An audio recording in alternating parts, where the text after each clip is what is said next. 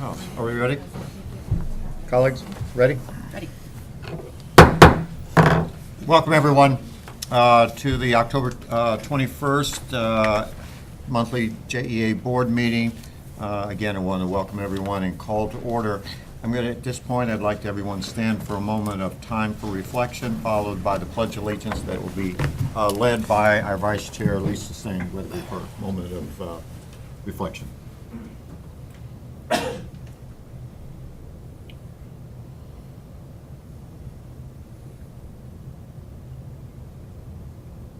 Thank you.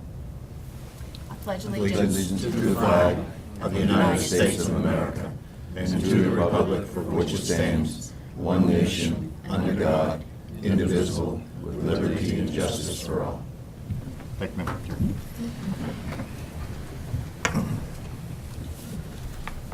I'm going to ask for an adoption of the agenda that you have for clarity. Roman numeral 3B2. JEA IBEW collective bargaining agreement has been added. Additionally, at the request of the Office of General Counsel, agenda item Roman numeral 3A2 PEA impasse hearing minutes have been removed. So what I'd like to do at this point is we've got a lot of issues, and what I'd like to do to leadership team while you're here, each of y'all, if you will look on your agenda that you've been given anywhere from 5 to 10 minutes. At 1 minute, when you have 1 minute left, Melissa will hold up a card. You will have 1 minute to finish. When she holds up the red card, whatever that word is, that's the last thing you will say. We've got to stay on the schedule. We're going to follow the same strict order as we do the presentation. So I ask everyone to be conscious of that. We've got a lot of folks here. We've got a lot of important things to do. At this time, I'm going to ask for an adoption of the agenda with the clarifications. So moved. Second. All right, it's been moved and second. All in favor, say aye. Aye. Opposed, show it agenda. At this point, Tim Koplicka, who is the C&M Working Formula Foreman, he's going to give us our safety briefing. Welcome, sir. Thank you. Appreciate it. And you've got a full house, so. Yes, I'll make it briefly. No, it's important. With the full house, everybody, I want them to hear what you have to say. Okay. In case of emergency, need to evacuate the building. We'll be using the stairwell to the left of the elevators. Please be aware of all the hazards, people and chairs and tripods and bags. Hold the handrails while descending down the steps. Call security and 911 have been arranged, and CPR also has been arranged.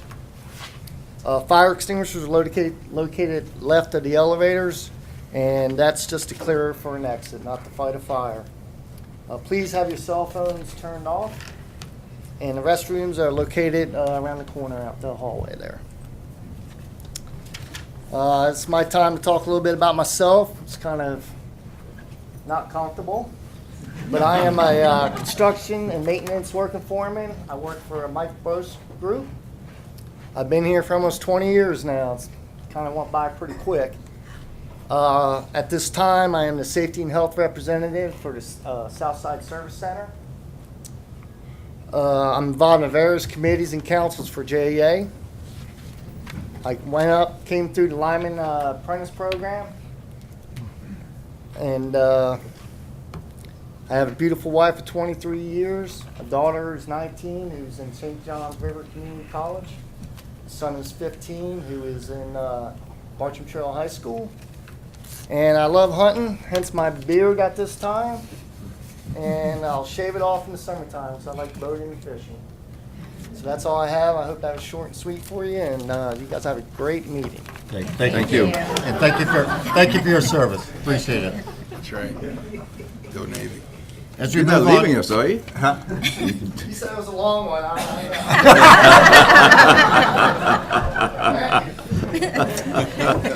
Thank you for the loyalty. Yeah, we'll write that down. Presentations. And what we will do, first one will be INROADS Outstanding Service. in leadership development, community partnership. Well, Software, how you doing? Hey, I'm good to see you again. You too, Mike. Thank you. All right, I'm going to keep it short and sweet. My name is Willetta Stanford. I'm the Director of Emerging Workforce Strategies, and I've had the opportunity to accept an award on behalf of JA that I wanted to spend just a few minutes to recognize, to let the board know about them. JAA has been a partner with an organization called Jasmine, which is the Jacksonville Area Sexual Minority Youth Network, which is a nonprofit youth organization for LGBT youth ages 13 to 23. Jasmine's vision is to create a world where young people are respected and valued to themselves. On October 10th, JAA was recognized as a table patron, which we've been for the past 5 years, at the Coming Out Day breakfast that was put together for small business, corporate, educational, and professional communities to get together to support the organization. And this year, they're actually celebrating 20 years of existence. So I wanted this time to present this award that we received from Jasmine to the board. Very nice. And also, I wanted to take an opportunity to speak to another award we were receiving today, but unfortunately, due to an accident on 95, they were not able to make it here, but that was INROADS. INROADS is also an organization that we partner with, which was founded actually here in Jacksonville back in 1986. And we've been community partners with them for the past 10 years, and they wanted to present an award to us today, but unfortunately due to the accident, they're not going to make it here in time, so I will hopefully ask for a space on the agenda next month to present that award at that time. Thank you, ma'am. I wanted to share that Willetta and we were at that breakfast together, and there were over 500 folks there in that 20 years, and it was an extraordinary breakfast. And to JAA, thank you for the leadership that you're taking in that field and in the community. Appreciate it very much. Now, J.D. Powers Customer Satisfaction Wave 1 results. Monica, going to keep rolling on positive things here. So we are awaiting the good news. Well, good afternoon. I definitely have good news to share with you today, and I'm thrilled to be here to share both our residential and our business Wave 1 2015 customer satisfaction results. The great news is the residential results came in on October 14th. I'm happy to report that they are the highest results JEA has ever received in our history, over 700. Our score was 701 for the residential market, and also for the first time in our history in the residential market overall in the top quartile. We were ranked number 23 out of 140 utilities nationally. Some key highlights to share. We are number 2 in Florida, only behind Clay.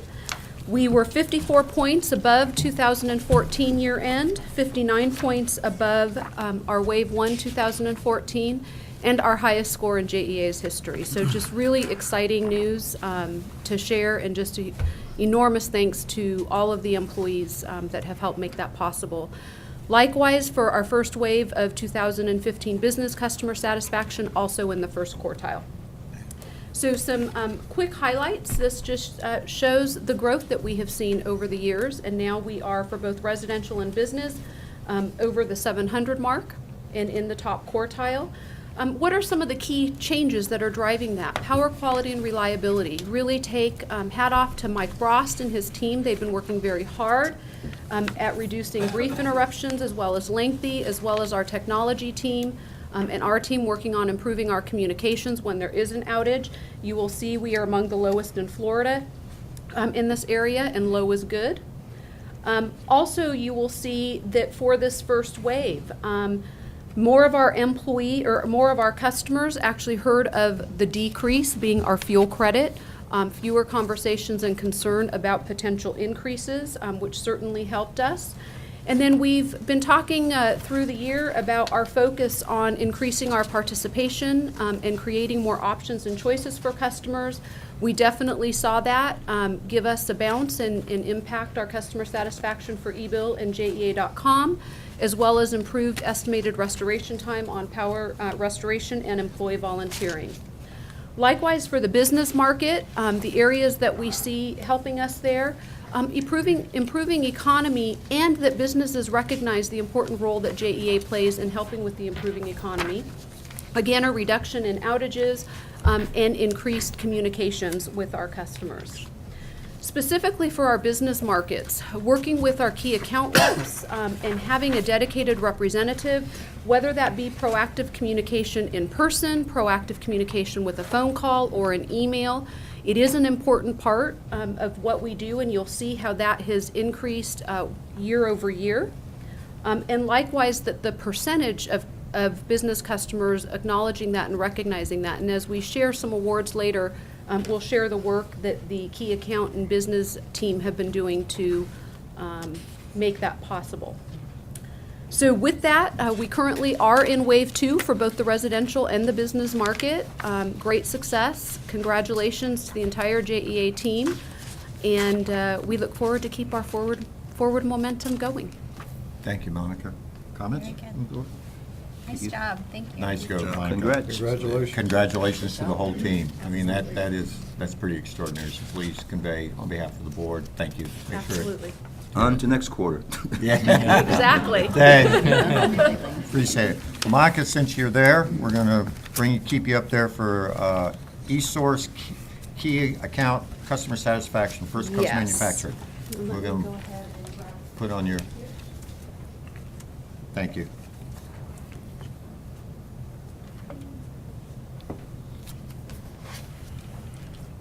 Do I have it up here? Or does it need to be more?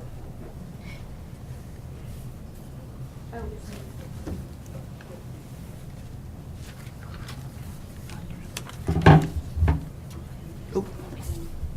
Okay. Okay, apologize for that. I have the pleasure today of recognizing 3 awards that JEA has received for employees in different work groups. The first one is Deb Beaver and Maritza, who are here and who work with our key accounts and our business market. Why the eSource Award is so significant is about a year or a year and a half ago, as we started taking our journey on business customer satisfaction, these 2 leaders took on a benchmarking study to understand the best practices in serving business customers, identified where JEA had some opportunity for improvement based on those national benchmarks, and put those in place with new service levels, new programs, new ways of reaching out. You specifically saw that in the presentation I just gave with the proactive accounts and the improved service levels. Well, this year, eSource, which is a national industry organization association with over 300 utilities nationally, recognized Deb and JEA for excellence in business customer relationships and key account programs, specifically based on feedback from our customers as well as our best practices. And so that is the eSource Award that is being handed around for you, and we're just really proud of that award, and we're definitely seeing the fruit of that in our JD Power numbers as well. Then we also received 2 awards from the First Coast Manufacturers Association. Would like to recognize Ray Toll and the pricing and finance team, and he's here with us today, for being a finalist in the Economic Development Award.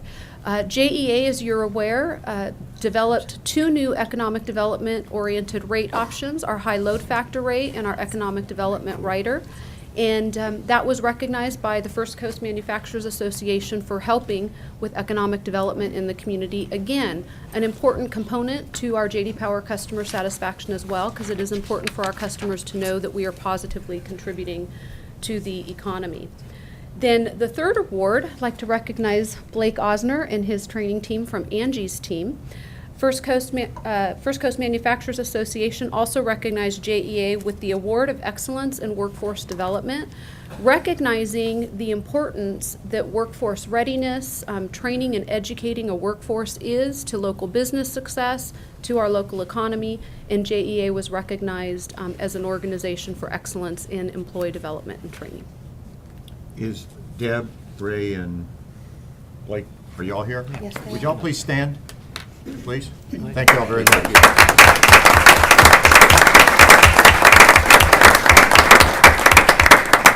Great work, thank you. So Very good.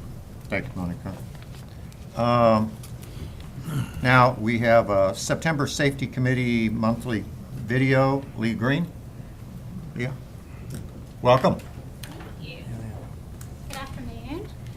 I'm Leah Green. I'm the manager for Safety and Health Services, and I'm here today to tell you a bit about our September Safety Commitment Month.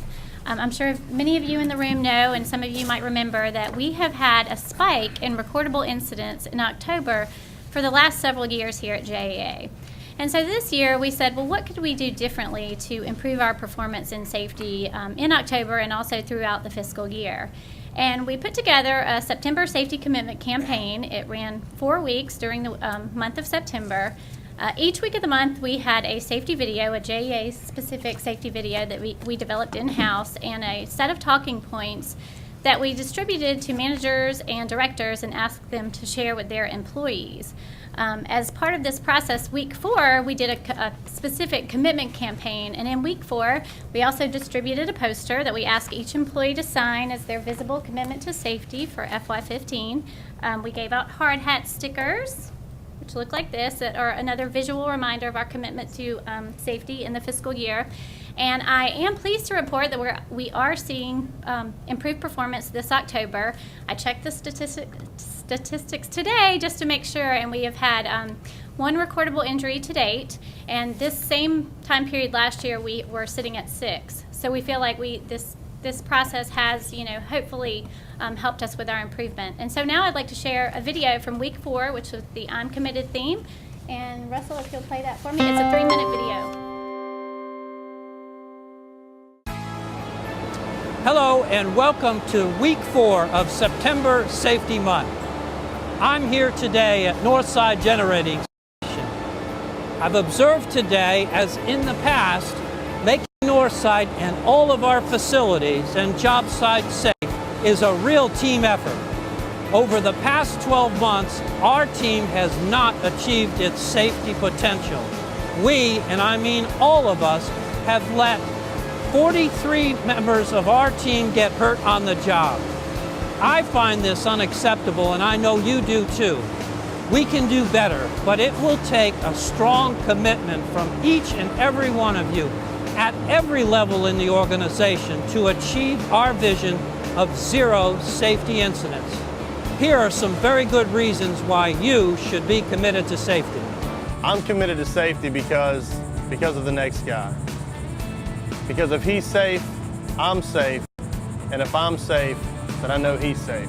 We're committed to safety because we don't want to see any of our colleagues get hurt. I'm committed to safety because dogs, you gotta watch out for them. If you don't watch out for them, they will bite you. I am committed to safety because I have a family at home that waits for me every afternoon. And also I have a lot of customers out there that depend on me. We are committed to safety because a safe JEA is a strong JEA. I'm committed to safety because I want to go home to my family every night. I'm committed to safety for JEA. We are committed to safety because it's the right thing to do. I'm committed to safety because if I weren't committed to safety, I wouldn't be here right now. I've got grandchildren I'd like to see graduate from high school and get married someday.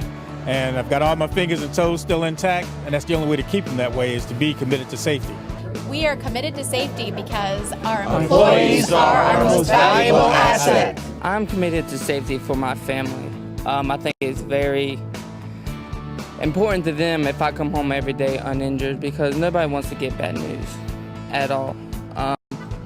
If I keep all my limbs intact, if I keep good health, now I come home happy and everybody's happy. And I would like to add that I am committed to safety because I believe no one, and I mean no one at JEA should ever be hurt on the job. And at the end of each day, everyone should return home safely. Maybe a little tired, but return home safely. I hope September Safety Month has helped renew your personal commitment to safety because your individual commitment is absolutely required to help the whole JEA team reach our safety potential. 0 safety incidents.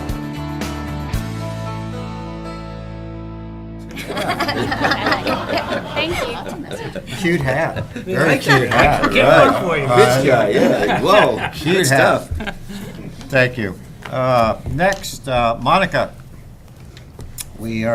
this is the Peter Bowers part of the, I think, plug-in electric vehicle program presentation. Very good. And I think you'll be done hearing from me after this. So today I'm here to share with you our JEA Drive Clean strategy and give you a status update on our progress in doing so. Earlier in 2014, JEA developed our JEA Drive Clean strategy. It's a plan focused on supporting the benefits both economically, environmentally, and for our customers with plug-in electric vehicles. Sorry about that. The market for plug-in electric vehicles is growing. It is still a very small market. Our goal is to be on the front end and be a part of helping drive and build that market for Northeast Florida. Our JEA strategy was really focused on helping overcome what we found through our research to be the adoption barriers. Customer awareness of benefits, upfront costs, and then range anxiety. So I'll talk a little bit more about each of those. So first of all, education and awareness. This was the first step of our strategy. We began this in the spring of 2014, and we did this through social media, through communication with our customers, through local community events, and partnerships as well with local stakeholders. The second component of the strategy and barriers are upfront costs. Electric vehicles do have a slightly higher entry point into the market than gasoline vehicles do. Depending on the type of electric vehicle you choose, that difference is a bit more. So part of our education is helping customers understand the total cost of ownership. The fuel savings is about 1/3 of the cost of gasoline, and likewise there are less expenses towards maintenance, not needing to do oil changes and different items. There's a lot of incentives right now out there through federal incentives and now JEA's new rebates that we rolled out last month in that regard. And depending on the vehicle that you select, you can actually see a 1-year to a 4-year payback just in the reduction in costs of your total ownership. The third part of the strategy is range anxiety. This is really the component that we are still working on, and we do get a lot of questions on this, and this is around charging stations.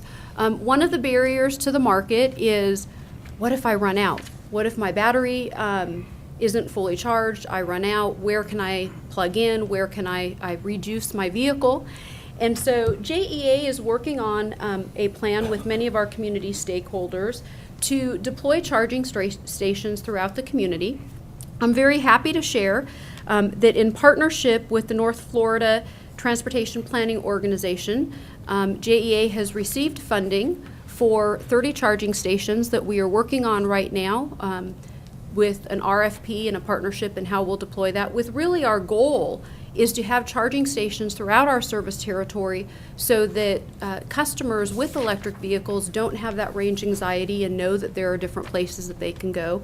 We also received word yesterday that we've been rewarded or awarded a fast charging station as part of Nissan's Advantage program, which is administered by NovaCharge in the state of Florida.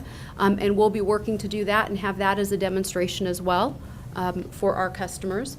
And so with this case, our plan right now, we have RFPs to go out, really forming what that partnership is going to look like, that deployment, the locations, and we're hoping around second, third, fourth quarter, we will be able to start deploying our charging station strategy.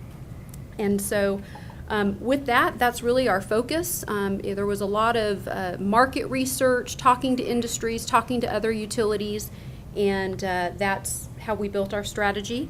And I believe is Jeff Sheffield with us. There he is. Jeff is the executive director of the Transportation Planning and Organization and wanted to share just a few words about our partnership. Thank you. Appreciate the opportunity. It's very exciting to be here. I think many of you probably aren't even familiar with who the TPO is. So this is a very non-traditional partnership for an organization like us. By way of a bit of background, we are actually formed through federal legislation, and our predominant role is setting priorities in all of the funding, federal funding for transportation improvements in the region. So for the better part of the last 30 years, it's been our board establishing all priorities and funding for those projects that you see the DOT building on a daily basis in the region. But we've had opportunities over the last several years to really expand some of our initiatives, particularly with some federal funds that come into the area.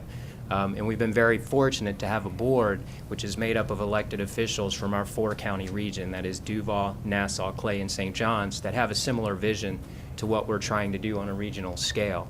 Alternative fuels is one of those, and I want to recognize a couple of individuals that you know of in your staff. Jay Worley, first of all. Jay came to us along with some folks from JCCI back in 2009.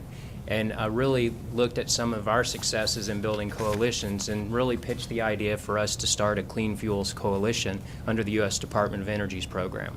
It fit with what we were trying to do, and we thought it had some merit, and that's what we've been doing for the last several years, is bringing public and private entities together to have that conversation. Since then, the coalition has continued to grow. Peter King here as well has been a strong participant in the effort and is really aggressive in the EV portion of the effort now to establish what we can do. That said, we've had the opportunity to use federal CMAQ, congestion mitigation, air quality funds, to invest in various alternative fuel conversion opportunities for public fleets within the region. Most of our investments right now have been going into natural gas conversion for public fleets, but we had a real opportunity here to aggressively pursue the EV area. What we envision is larger scale, to be quite honest, than the JTA boundary. We see this as a regional effort for all of Northeast Florida, but we really thought that in order to develop the program right, the partnership with JAA provided that opportunity. It allowed us to provide the funding that we really think with cost effectiveness probably ends up more than 30 stations in the region. But that said, we're able to work together and create the model, the application process, the siting process, the criterion establishment, so that once we do this, as we seed more funding on a larger scale, we use this model across the board regardless of utility. So we're very pleased to be here and provide this opportunity and a very unique partnership for our organization. Thank you very much. Sure. Appreciate it. Thank you very much. At this time, comments from the public. I see no cards. And our council liaison, former City Council President Bill Bishop, is not here, so we will move forward. Ladies and gentlemen, if you will look on your agenda, the consent agenda, as you will see, is Roman numeral 3.2. A2 has been removed, so I will ask for a motion of Roman numeral through A1 and 3 require action.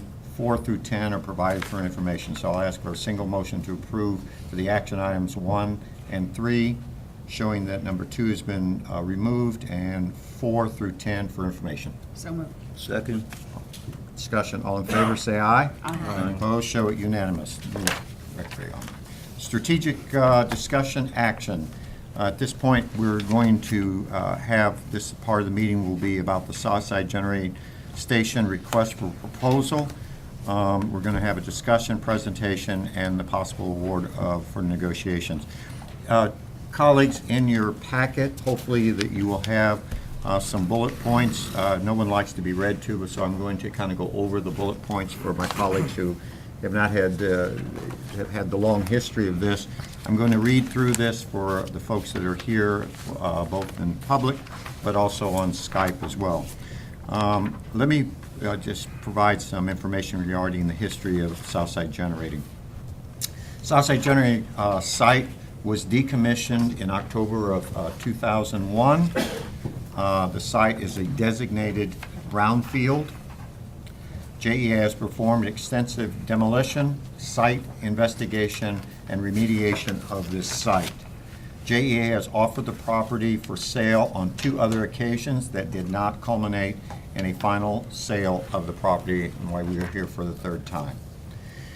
The current request for proposal. The current RFP for purchase of the property was posted on March 11th of this year, 2014. The proposal due date was extended to a final date of October 7th of 2014, while additional site information was being developed and provided to potential proposers, including a framework for enhancing the site's access. Ladies and gentlemen, as you will see from that there were 2 proposals to the RFP were received. Earlier today, as you know, the Evaluation Committee reviewed and scored the 2 proposals and provided the board with its factual finding, which you have that information in your book, regarding the 2 proposals for today's briefing. During the pre-board meeting, the order were presented at a random, and at that point, we will be hearing from Elements of Jackson will go first, and they will be the first to go forward. Let me now go over the rules of engagement for everyone that is here. The presentations are limited to information provided in the proposal submitted on October 7th. Each company will be provided 20 minutes. Again, let me kind of restate. At the end of, when you're at 18 and a half minutes, Melissa will hold up this yellow card. So that's it. You will have a minute and a half to at that one. When you see the red card, whatever that word is, that's the last word. After each company has made the presentation, the board will have up to 15 minutes to ask questions of the presenters. Colleagues, again, you will be asking questions given the proposal that you will be hearing. After each side, after each side is presented, there will be up to 20 minutes that the board can ask clarifying questions, if any. They are limited to the content that was presented, content of the proposal, and factual finding of the evaluation committee. These timeframes will be strictly enforced. Again, Melissa will notify us when there is a minute and a half after each time. I will bring the last word in wherever that is. I do want to, again, remind the colleagues is that when we get to the second set of questions, your questions are to be presented to one presenter, not in the situation as I heard what presenter A said. Could you say something? How will that affect presentation B? It will be directly to the presenter in that thing. After we have finished the clarifying questions, we will go into board discussions and deliberations. Colleagues, you have this in your book, but let me restate it one more time. The board, by motion and a vote, may choose one of the following 4 options. Number 1, approve a proposal for contract negotiations. 2, rank the proposals and approve negotiations with the second ranked proposal in the event negotiations do not proceed to closing with a top ranked proposal. 3, elect to take no action or request additional information. 4, reject both proposals. And we will that. So at this time, I'm going to call on John McCarthy, who is Director of Supply Chain Management, who will present for everyone here a summary of the evaluation. And following that presentation, after that, I will come back at the end of each proposals and remind before we vote of the 4 options that we have. John? Yes, I will sir. turn it over to you, and again, thank you to you and your committee for great work. Sure. Good afternoon. I'm going to restate a couple of the things you said, but I'm going to just provide a brief overview of JA's RFP evaluation process for the purchase and development of JA's Southside Generating Station site, the former Southside site. JA published a solicitation for this work and received 2 proposals on 7 October 2014 from Elements of Jacksonville and Roca Point Partners. Proposers were required to document their experience and success in similar projects, including mixed-use and brownfield development, and the proposals were scored on a 500-point scale by JEA staff earlier this morning, with a pricing measure weighted at 200 points and qualitative measures weighted at 300 points. Elements of Jacksonville received a total score of 463 points out of the maximum 500 points, and Roca Point Partners received a total score of 385 points out of the maximum 500 points. Per the solicitation, the score of the JEA Evaluation Committee shall be used as a recommendation to the JEA Board of Directors, and the JEA Board may issue an award to the recommended firm or choose to make an award to a different firm based on its own application of the criteria set forth in the RFP. So that came directly out of the RFP. And that's all I've got. Thanks, John. Okay, ladies and gentlemen, at this time, I will ask for Elements of Jacksonville to make your 20-minute presentation. Welcome.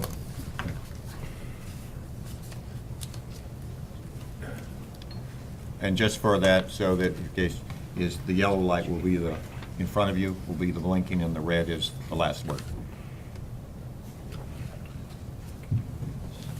Welcome. Thank you, ladies and gentlemen of the board, Mr. Managing Director. We appreciate the opportunity to be here today. We're here to talk about arguably the most important piece of real estate in the city of Jacksonville. Not only will the development of this Southside Generating Station site transform the South Bank, but it'll also be a catalyst to help redevelop the North Bank as well. So we're very excited about the opportunity to talk to you about that today.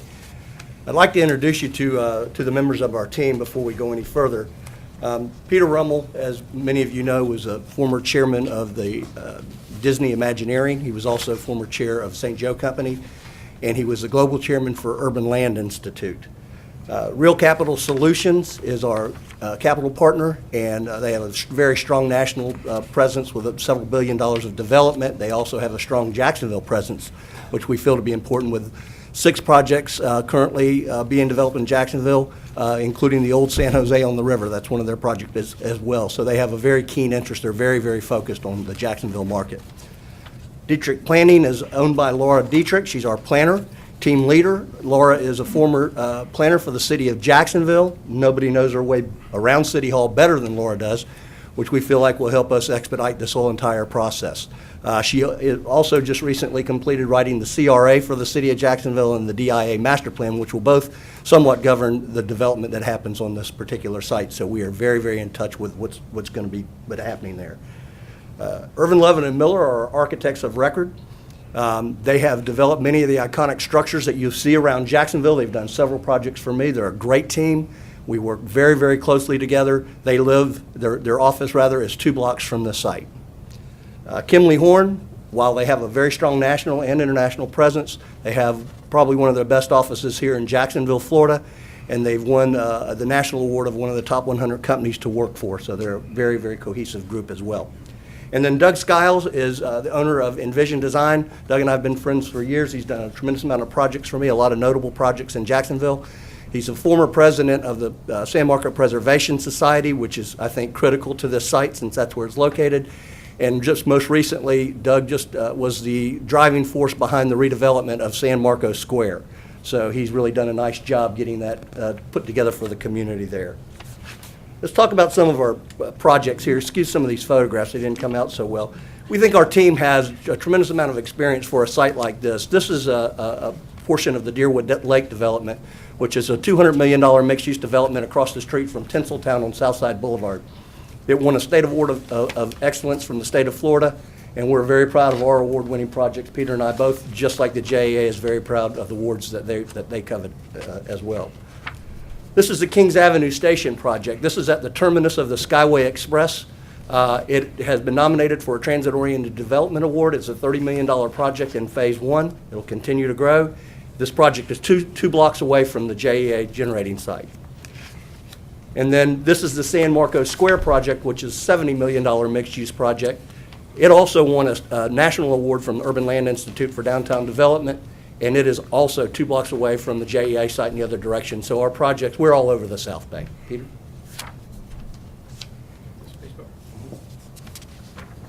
Thank you. The nice thing about this business is you get to take pictures of it. And I'm going to just continue this for a minute. And the only reason to do this is really to show that we understand how to deal with complicated and understand how to deal with waterfront. These happen to be, this is the Boardwalk Hotel at Disney. This is another one of the waterfront hotels at Disney. These are big, complicated things, and your site is a big, complicated thing. This is big and complicated, and this is not here. This is Disneyland Paris. Disneyland Paris is the core of a 5,000-acre new town east of Paris, which I ran the land acquisition, development, and construction of. So we understand how to do complicated. I spent 2 years dealing with the French. Hopefully you're not as complicated as that. No guarantee. another just big complicated waterfront hotel. This is the town of Celebration, which also was the Disney town, which has got numerous awards for the quality of what we did with it. It again this is the waterfront downtown of it. I think we understand this is the value and the sensitivity of waterfront, and I think it is one of the keys to doing this successfully. This is an aerial of Celebration, again, large scale, complicated, and that's what you're sitting on here. So pictures are one thing, but I'm going to be presumptuous here for a second and just we were trying to put ourselves in your place. If we had the opportunity you have to do something this bold and this big, I think there are some points that are important. This is a place, and this is going to be a place that's going to be a part of the fabric of this community for a very long time. And it is also key to lots of things going forward, so it's important that you get it right. We talk about healthy town, which I'm going to talk about in a minute, but there's a big idea here, and I can't overemphasize that. This is not just about bricks and mortar. This is about a big idea that developers all over the United States and all over the world are trying to do, and we want to do it first here in Jacksonville. I think that's important. If we're awarded this and able to do elements, this will be disruptive to the community development business. This is in a business that tends to copy itself over and over again. This is a new idea, and I just think that's so important to what we're doing here and how we're thinking about it. It also is an enormous stimulation to downtown development. I've had people argue with me that it's on the wrong side of the river for downtown. Downtown is downtown, and this is going to be a giant statement, and it will be as valuable on the North Bank as it is on the South Bank. The most underutilized asset in this city is the St. Johns River, and this is going to change that. This will celebrate the river, will celebrate everything that there is that's good about that river. We as a community have got to embrace it more, and this, I hope, will be an example of how you do that with smart development. That and the wellness, healthy town overlay that we're bringing to this, we think are the combination that will really make this different. So if you had the chance to do all this, wouldn't you do it? I think you would. And so we are presumptively taking that assumption that you want to do something that's big. We have absolutely minimized the risk. Between Mike and I, we've got, God only knows, 65 years of development experience, most of it mine, unfortunately, and it is a vitally important to take this new idea and make it happen. There are two important things about this site plan. One is this site plan was done. I can't tell you how much time we spent on this. It is complicated, and it is complicated because it's designed to look like it's been there. This is 15 years from now, this is going to look like it was done organically, not by one developer. And that's what makes it magic. That's what makes it special. This is not a classic sort of developer footprint, and it's not on purpose. And when you combine that with the wellness overlay that is going to be imbued in this entire thing and the deference to the river, then we think we've done something that is special.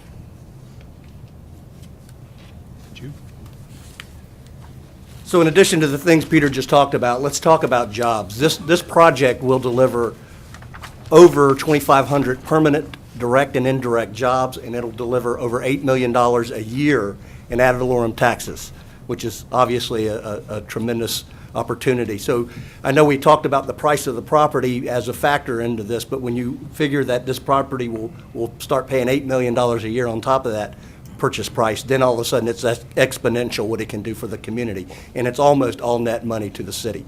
But how do we get there?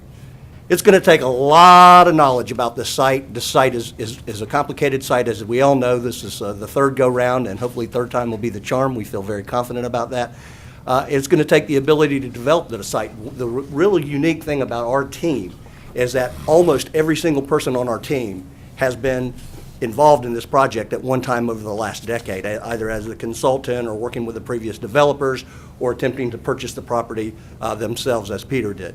So we know this site better than anybody knows this site other than the JEA, and we'll be relying on you guys a lot to help us get through our process on that. So that's going to be a big important factor, we think, to getting the deal done and closed.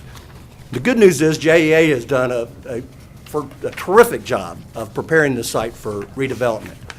You guys have done the responsible thing, and that allows us to take the BISRA off your hands. We will take all, as you were told earlier, we will take all the risk from this point going forward, which is extremely critical to a project like this and extremely critical to JEA. You guys are not in the business to manage environmental properties, obviously. So we are prepared to take all of that.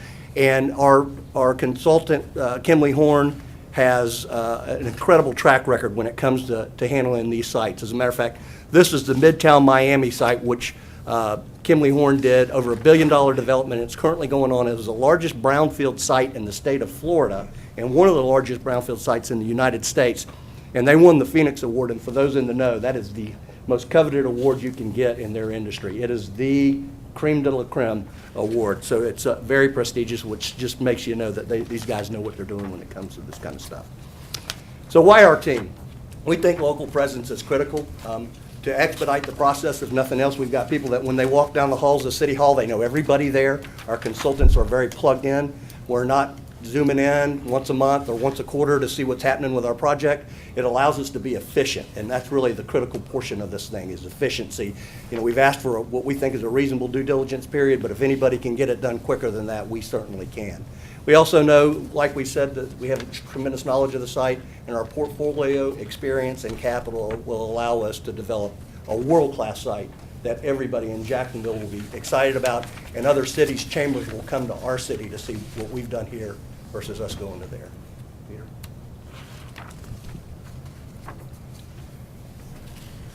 This is a graphic that's, I want to make two final points. This is a graphic that some of you know, it's called a word cloud. And it is designed to, the word in the middle is base camp, and all the words around it embellish that word. The big idea here is that this is a place for you and your family to live, and you will be healthier because of the lifestyle that we create.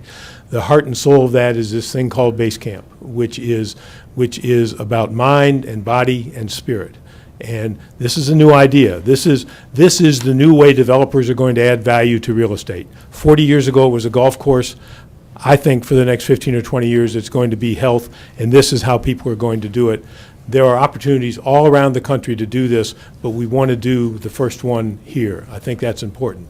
But at the same time that we're doing something that is revolutionary in terms of the big idea, it also has to be a place where you can live. It physically has to be a place where you can walk around and walk your dog, and you can be comfortable, and it has a physical environment that is comfortable. And these renderings are meant to say that this is a place, this is a town, there's a big idea here that is part of it, but it also is just a place where you live and work and go to the store and shop and enjoy your family. So we think we have combined the best of both worlds here. We understand physical development, we think, as well as anybody, and we understand the process of trying to introduce something new here, which we're very excited about. So with that, we will leave it and come back and answer questions in a little while. Thank you. Thank you, gentlemen. Is it questions now or later? Now. Oh, We now. have 15. Yeah. We have 15 minutes. Yeah. Peter, just share the timetable in terms of the permitting, the development, the completion. Give me those dates again, please. Mike and I are good partners because we each do certain things. That's him. Okay, him. Go ahead. We've asked for a one-year due diligence period. This is, like we keep saying, you've heard it, you know it, this is a complicated site. We don't want to go in with a very abbreviated process and then have to come back and ask you for more time because we know how this process works. Okay. I just got finished rezoning a property in Avondale, and it took over a year. It's complicated, and we know all the players, and I can tell you if it took us a year, it would have taken somebody else twice that long. And the people in this room that were part of that process will attest to that. So we try to be very reasonable and give you something that we know we can deliver on and not have to come back and ask for extensions. That's just not a good way for us to start. Would you introduce yourself? You did do it at the beginning. I apologize. I'm Michael Belanky with Chase Properties. Okay, thank you. Yep. Question? One?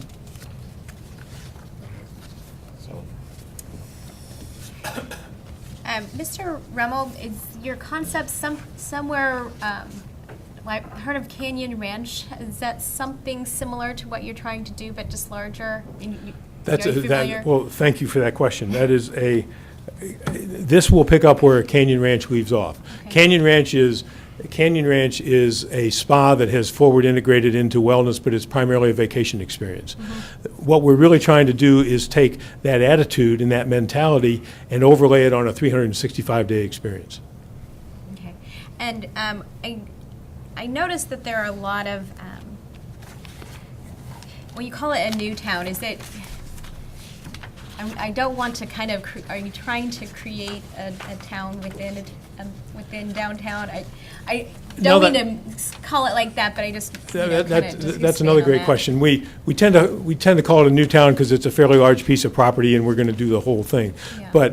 But the success of it is if, as I said, 15 years from now, if it feels like it's always been there. So the goal is to have it just be the end of Hendricks Avenue, and it will migrate into the rest of the community. And likewise, one of the things that we intend to play up enormously is the Riverwalk. As a conduit for exercise and a conduit to get other places. So the whole idea here is to knit it together. Yes, I do have one question. This is a huge undertaking, as you mentioned.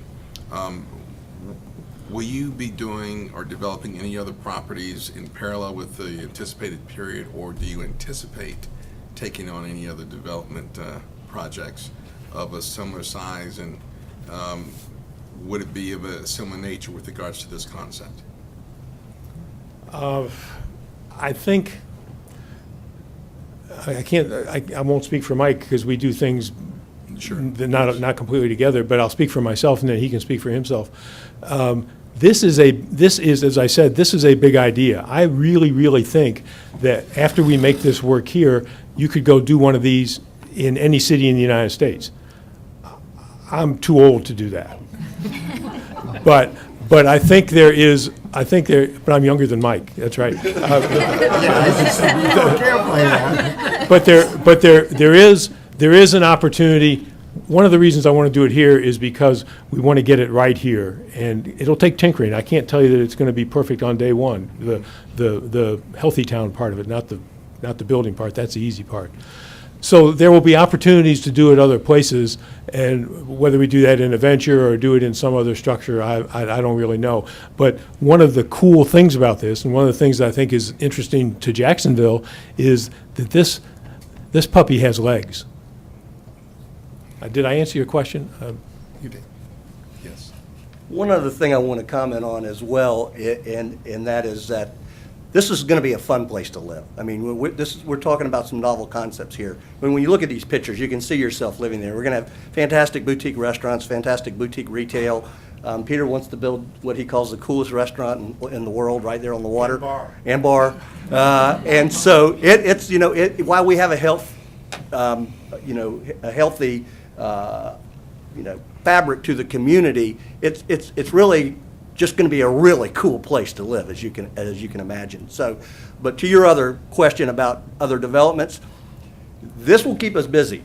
This is a big project. It'll keep us busy. Is there an opportunity that we may do something else too? I'm not going to lie to you and tell you I just won't look at anything else because I'm a developer and we look at these. But I will tell you this.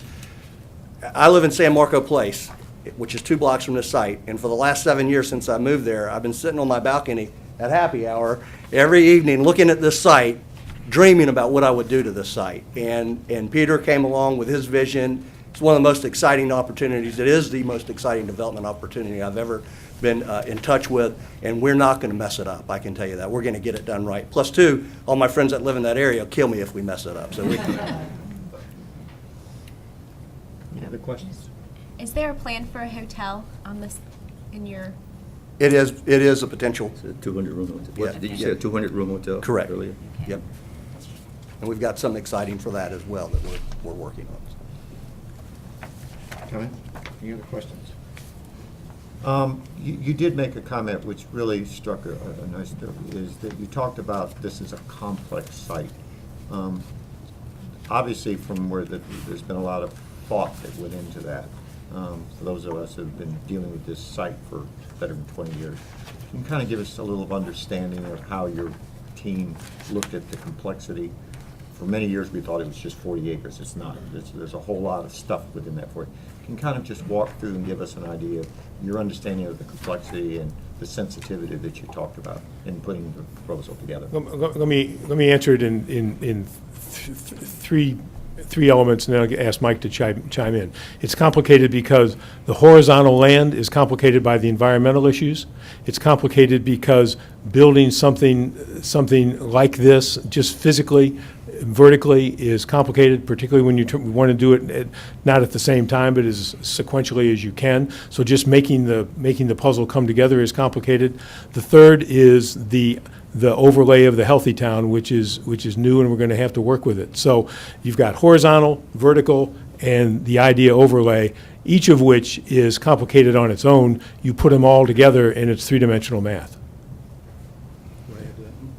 There's also a lot of complicated issues due to the access. We've been engaged with the other property owners on the South Bank, the hotel owners, which is an investment company that purchased the hotel, and then Steve Pardue, who still owns the property around the hotel, and then we've met extensively with the board and the superintendent of the Duval County School Board. We understand the complicated issues that are surrounding it. I helped Case Pomeroy with that issue when they had the property under contract back a decade ago.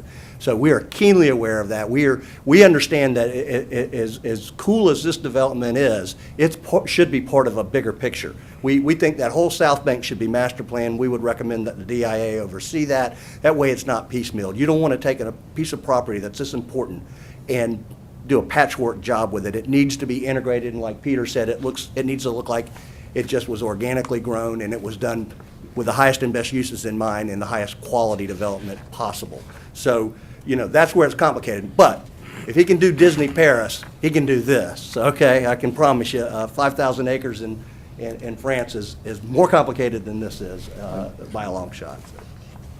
Mr. Chairman? Yeah, just looking at the diagram again, I know at one point we talked about parks. I don't recall hearing anything about parks. What kinds of parks have you talked about? Are you talking about? There's a riverfront park. There's a main. Do you have a site plan there? I've got so many pieces of paper here, Peter. It's about halfway Okay. back. Here we go. I can show it to you. Riverfront Park? Yeah. Yeah. There it is right here. There's a riverfront park, Okay. which I believe, Russ, is that 4 acres? Almost 4 acres. And then, like Peter, there's some pocket parks around there as well. And like Peter has said, we want to integrate with a Riverwalk and make that become part of our park system, if you will. So that's where you would have the putting green on the Riverfront Park, huh? That's it. That's exactly right, yeah. And that's your unit right next to the putting green. God, walked right into that one.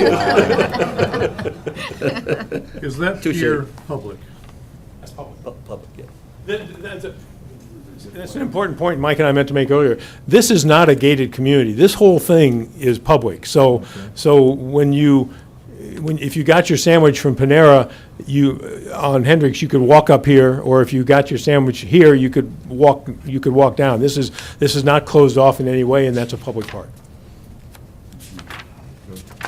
The last thing I'll say is I think this is a tremendous opportunity to create a legacy out of a brownfield site. We anticipate winning a lot of awards with this particular site based on what we intend to do with it.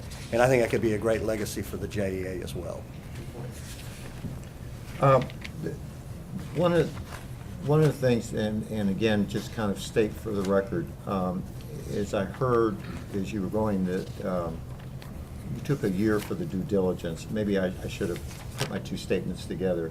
Is because of the complexity of the proposal is the reason that you are doing the time frame for the due diligence. I'm not trying to lead them. I'm trying to, and I probably should have connected those two questions together to begin with. We think the entitlements are going to be what drives the due diligence. If you from an order of magnitude, they built the Empire State Building in 13 and a half months. They were designing it as they were building it. So, we can and will be doing some of those types of things. Once we get our feet on the ground and we understand what the entitlement process, looks like and the direction it's going, and take the pulse of the council and the other people we know on staff, land use and zoning people that we have relationships with, we'll start getting comfortable that we're going to get the approvals, and we'll start the design process as soon as it makes economic sense to do that. I don't know if that answered your question. It is in our economic best interest to do it as quickly as it's prudent. Right. There's no virtue to waiting. We want to turn dirt the day we close. Got it. I wanted to clarify. Absolutely. Have you clarify that. Absolutely. Any other questions from the group? Any other questions? Okay, we will have, thank you all very much. Thank you. Appreciate it. At this time, we will hear from the Rococo Point Partners. Welcome. Good afternoon, Mr. Chairman. My name is Steve DiBenau. I'm here on behalf of the developer, Roca Point, and their financial partner, the Georgetown Company. And if I could, I'm going to take just a few minutes to introduce them to you, the main players in each of these companies. First, Patrick Leonard. Patrick Leonard is a civil and environmental engineer. He's been in the commercial real estate business for over 20 years. Before he was at Roca Point, he was at Everbank and was working on their $800 million portfolio of loans that they purchased and that were guaranteed by the FDIC. Phil Mays. Phil is also with Roca Point. He has over 20 years of commercial real estate experience. Gainesville, Florida native, double Gator, went to Florida for undergrad and for law school. He also was with Everbank previously, right before Roca Point. Some of you may remember him. He was appointed by Governor Christ to be county commissioner in St. Johns County for 3 years to fill to fill a term that was vacated by a county commissioner. He was also a member of the TPO, and so he has intimate knowledge. Although he lives in Atlanta today, he lived in our community for almost a decade. And then finally, Nena Lynch, who's with the Georgetown Company. Nena is a Rhodes Scholar who graduated from Villanova University, and she's a New York City native. She has 10 years of commercial real estate experience. After she finished her time in Oxford, she began work at Goldman Sachs. And then most recently, before she joined the Georgetown Company, she spent almost 6 years as a senior economic development advisor to Mayor Bloomberg in New York. These are the folks that would be responsible for delivering this project, the one that we're going to talk about here shortly. And I want to give you some contrast between the proposals. The first thing I want to mention is that in the areas of what I'll call vision, which is project experience, the proposed use, the boardwalk, the environmental, the riverwalk, the team scored exactly the same. So the mixed-use development and the theory and the theme for development and delivering a fantastic project for the community, the scoring committee recommended identical scores on all of those accounts. But there were a couple of differences, and I'm going to highlight some of those for you. And what I think, again, trying to put myself in your position, you really have a couple of different questions that you're asking yourself. First of all is, do you want to sell the property? And the fact that you've gone through this enormous process probably answers that. It's likely that that is something that the board would entertain doing, and that is selling the property. And then the second one, I think you touched on in your pre-agenda meeting about the vision and what would be best for the community. As I mentioned, the committee, the scoring committee, ranked these proposals virtually identical, in fact identical on that count. But then the other category, and what really goes to your fiduciary duty as board members, is what's the certainty of closing, and what's the certainty that something will happen? And in the context of the RFP itself, there were a couple of criteria that I'm going to touch on. The first one is on financial capability, and then the second one is on price. Now, first of all, on price, there's a stark difference. Roca Point and Georgetown bid $6 million less, and so there's a stark difference in the price. But what is dramatically different are the terms under which that proposal was made, and we're going to talk a little bit about that here in just a moment. The other one is on financial capability, and I think the scoring committee really missed this one. There was actually an 8-point difference between Roca Point score and the Elements Group. And really, it was based on the strength of a single individual financial statement. As you'll hear later on, Roca Point and Georgetown have developed over $5 billion worth of projects. They have $2.5 billion of projects under development right now. And in the last 140 days, they've closed on over $235 million worth of real estate for all cash. And the notion that there is a disparity between the two groups in terms of financial capability, I really think the committee missed that. Now, in and of itself, that is just one factor. The other factor, obviously, is price. But let me tell you where Georgetown and Roca Point did succeed. They actually were scored the highest on being the shortest time to close and the fewest contingencies to close. And so what you have here is a pretty stark choice. You have a group that is not only funded internally, that is, they're not relying on a third party. Georgetown is an owner of Roca Point, and they are basically, I think you'd call them a managed affiliate. Their funds are coming directly from within their own entity, whereas the Elements Group is relying on a third party for funding. Doesn't seem like a big difference, but as was discussed in the original, in the pre-agenda meeting here, Director Bauer, you mentioned that what happens if the economy turns, which really takes me to my next point, which is that Roca Point and Georgetown are proposing to close 9 months sooner.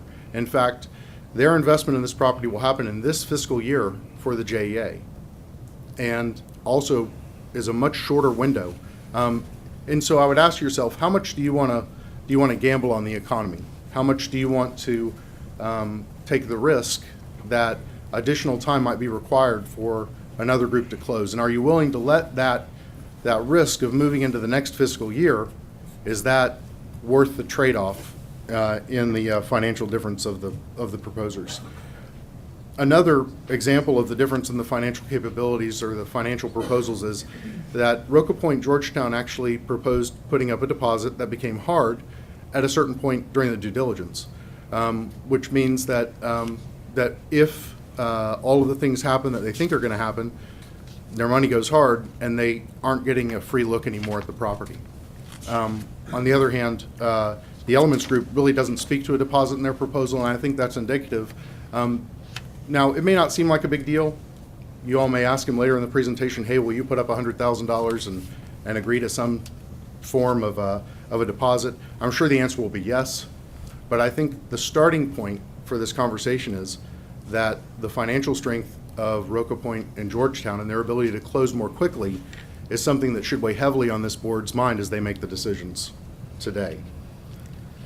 Final point I want to make is regarding the road access.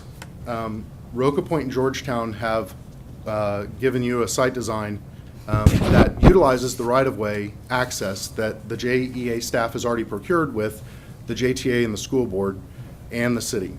And that was not an easy task. In fact, you probably delayed your RFP, I don't know, at least 6 or 8 months, maybe 6 months, for that access issue to be worked out.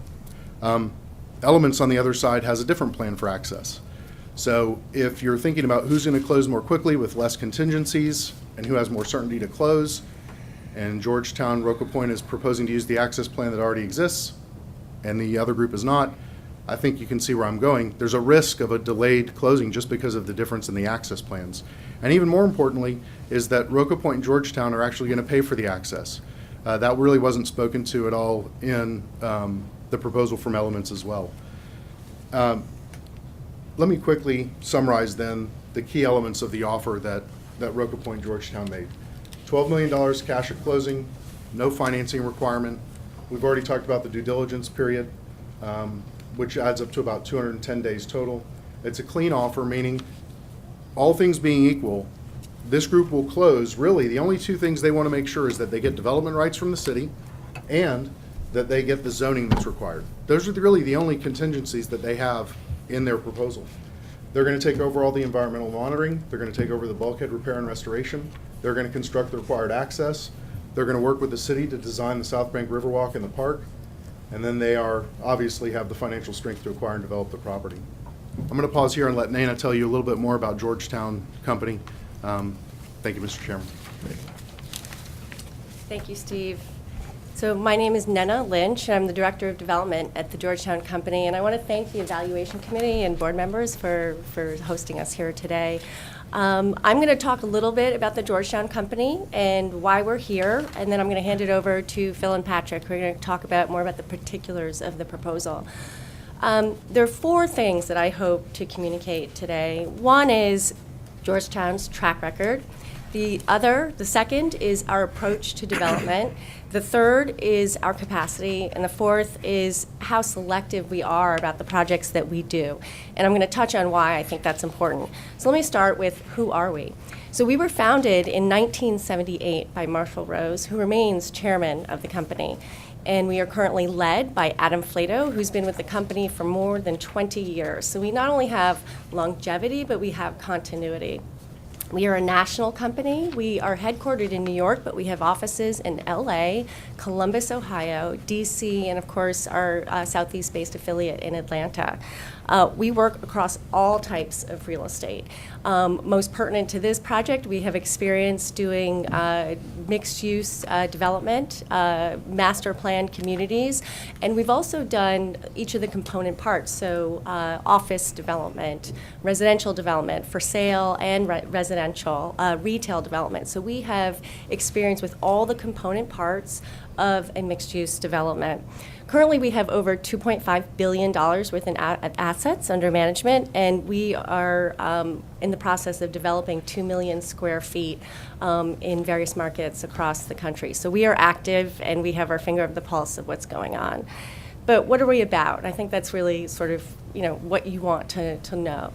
So we were founded with the intention of staying small, with the purpose of being selective about what we do. So we love complicated projects where we can make a big impact. We are known for our award-winning work. And I'm going to just touch on a couple of projects that you see on the screen here that are pertinent, I think, to the project we're talking about today. So in the lower left-hand corner is the world headquarters of IAC, Interactive Corporation, an internet and media company. This was a brownfield redevelopment. We worked with the world-renowned architect Frank Gehry to develop it. It's on the far west side of Manhattan, overlooking the Hudson River, and we won brownfield awards for this ground-up development. The second project that I just want to highlight is our project in Easton, Ohio, which is in Columbus, Ohio.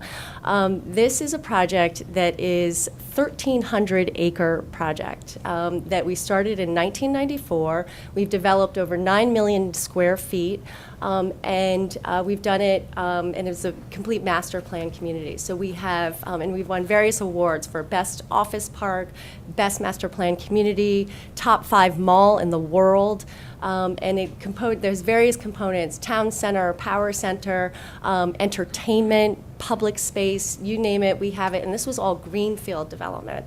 So I think it's really pertinent to what we're talking about today. But my favorite award that we won on this project is Best Restroom in America. And I think it's sort of funny, but the reason I bring it up is because I think it speaks to the attention to detail that Georgetown brings to our projects. If we're known for 2 things, one is integrity, and the second is quality, high quality. This project has broken records, highest grossing retail stores, highest grossing hotels, visitation records. It's really done phenomenally well, and it was made from nothing. So, and so this, I think, goes back to my earlier point about the importance of being selective. We are selective because when we do things, we do them right, and we are committed and in for the long haul. So why are we here? We're here because we see a lot of potential in Jacksonville. In fact, we've been looking for the right opportunity for a while. We've made bids on other properties in the area. And secondly, we believe in our partners. We think the combination of our experience with their local knowledge and expertise is a really strong combination. So we're super excited to be here, and thank you for the time. My name is Patrick Leonard with Roker Point Partners. As we said, our design is fairly similar. They have a very good design as well. We really like their concept. It's a very similar concept, mid-rise buildings, waterfront, active lifestyle, restaurants, multifamily, for sale, for rent, multi-generational. We really like the location for the concept. I think what's different between ours and theirs, obviously their price is a lot higher because their density is a lot higher.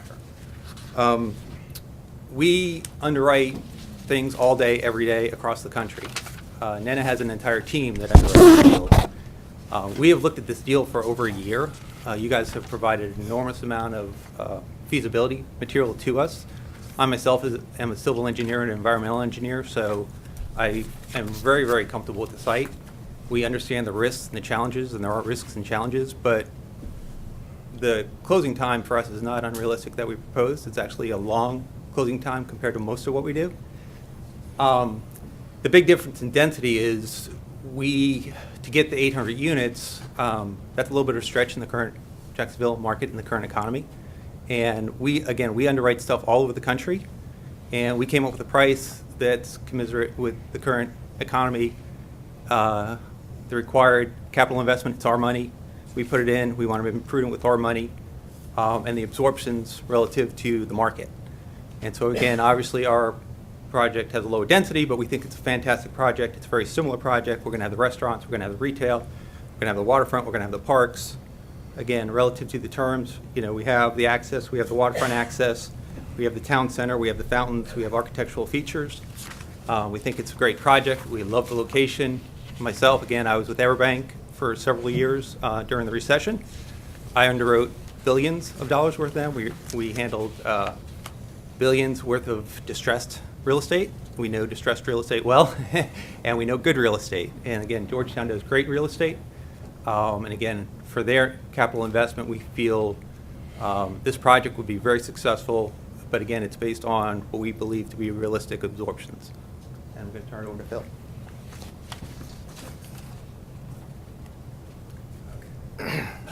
I'm Phil Mays with Roker Point as well. As was Patrick, formerly at Everbank as well, right down the street. And I've met many of the folks in the room through my former life in politics in St. Johns County. But I think that our group's covered the proposal fairly well. I'm not sure in the last year and a half or so that I've actually worked on a deal, and we've underwritten many, many deals and closed a lot of deals even in the last 6 months, where there's been a disparity of one group being a third of the price higher than the other. And there obviously is probably several reasons for that, but I found that very interesting here. For Georgetown Roker Point, and I think Ned explained it pretty well, Georgetown is the controlling partner of Roker Point. We're the southeastern affiliate for Georgetown.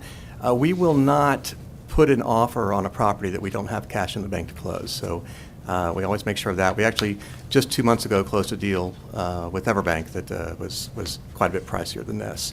We have a group that successfully worked together on numerous projects over the last 35 years, over $5 billion worth of development, over $2.5 billion in the portfolio right now. Having lived here for about a decade, I think the bottom, and having gone to many Jags games, been downtown many times, sat on the TPO and gone to that office many times, and done a lot of the transportation here, especially during the recession. A big thing to me, and I would think to the folks in Jacksonville, is you actually want this deal done, and you want this deal built. The projects are extremely similar. Your working staff on the pre-board meeting confirmed that. So I think it's a situation where you want a situation where you have a closing and the deal is actually built. That's what we do. We buy deals, we execute them, we build them, and they get done. And I think with that, I'll leave it to Steve to wrap up. Thank you very much, Phil. So I think you can see the stark difference in the two proposals. And the way I would characterize it is that you have a proposal that has the ability to close sooner, although at a lower price. It's money that would be able to be available for the JEA this fiscal year as opposed to next fiscal year. And also it's a development plan that can be developed in this economic cycle. And that's really important as well. The last thing that I know that the board wants to see is a project that would take so long that maybe we miss this cycle and it only gets partially built or a third built, or maybe it doesn't even start because of a turn in the economy over the next year or 18 months. And so I think that really is the choice for you today. I think you have two outstanding groups, but I think you have one that has maybe a little bit more certainty to close a little bit more quickly and maybe at a lower price. On the other hand, they have, as they described in the amount of dollars and the number of projects, they have an incredible track record over the last 35 years. And I think that Jacksonville would benefit from having that outsider's view, that view from a group that's developed in all of these other fabulous markets. But also, for those of you who don't know, Columbus, Ohio, just a little bit smaller than Jacksonville. It's the 15th biggest city in the United States, about 400,000 people. Very similar market to Jacksonville. And the success story that Nana was so passionate about can be brought here to Jacksonville as well. And we really appreciate the opportunity, Mr. Chairman. Look forward to answering any questions that you may have. Thank you, sir. Appreciate it. Questions from colleagues? One question. Yes. Steve, were you surprised when you saw the price per acre of Elements? I have two answers to that question. One is, well, yes, and I have two reasons why. One is, as some of you know, I've been involved in several attempts to underwrite this property, and that price is almost double the most recent estimates that folks that I've worked with in the past have talked about offering on the property. I was extremely surprised by the price. Secondly, when I was trying to think, it was asked in the pre-agenda meeting for comps, and as I was thinking about other closings in Jacksonville, you all may recall that an industrial piece of property just closed on the north side. It's a piece that's going to be used for a liquefied natural gas plant. And that project closed, and it was at $325,000 or $326,000 per acre for an industrial piece of property on the water for a $100 million plus development. So that they're coming in almost double that, to me, is very aggressive. So yes, it's a long answer to your question, but yes, I was surprised. Thank you. Questions? Yes. Can someone on the team explain what's meant by content-sensitive catalyst for a vibrant 24-hour city? Well, yeah, I think actually I wrote that.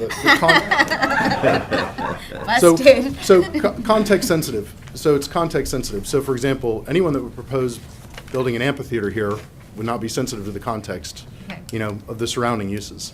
And for those of you that have been here for a while, that was maybe a proposal at one time. But in any event, it's just saying that the development is going to take advantage of the characteristics of the environment around it. It's going to fit in, and it's going to feel like it's always been there. Questions? Any questions on the table? When do we get an opportunity to address some of the financial comments made about the other group?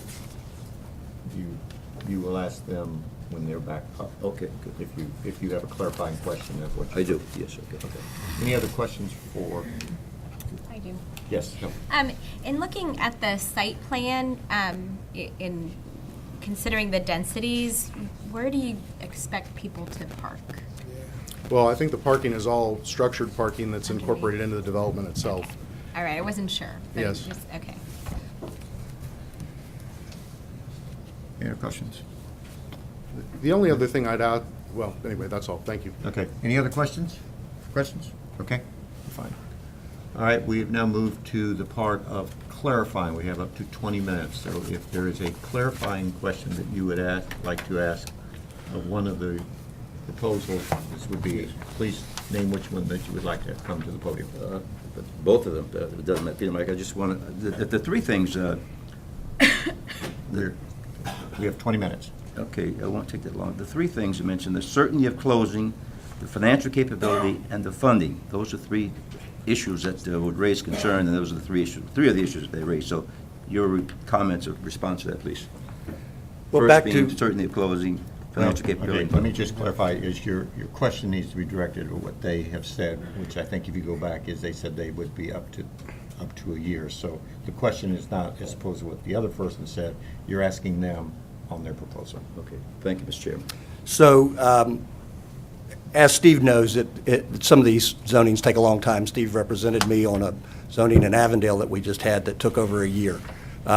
This may go faster, but that was the advice that we got from our council, that we should ask for a year. We are very good. I've never lost an entitlement ever in Jacksonville, not once. The reason why is because we don't ask for things that we shouldn't be granted. We are very proud of our track record. We are very proud of our relationships that we have with the city planning department and with the land use and zoning, and certainly with the city council members. We can pick up the phone and have a conversation with any city council member at any time. Nobody can expedite this process faster than we can, and I think that goes without saying. As to our ability to close and as far as our capital is concerned, as Peter said, we've collectively been doing this for 65 years. He's been doing it for 40. I've been doing it for 25. We've built a combined of easily over $5 billion worth of projects, probably a number bigger than theirs, not only around America, but around the world with the different projects we've done. We have funding committed and ready to go right now. We've got $250,000 in man-hours already invested in this RFP process. So we are vested in this process. For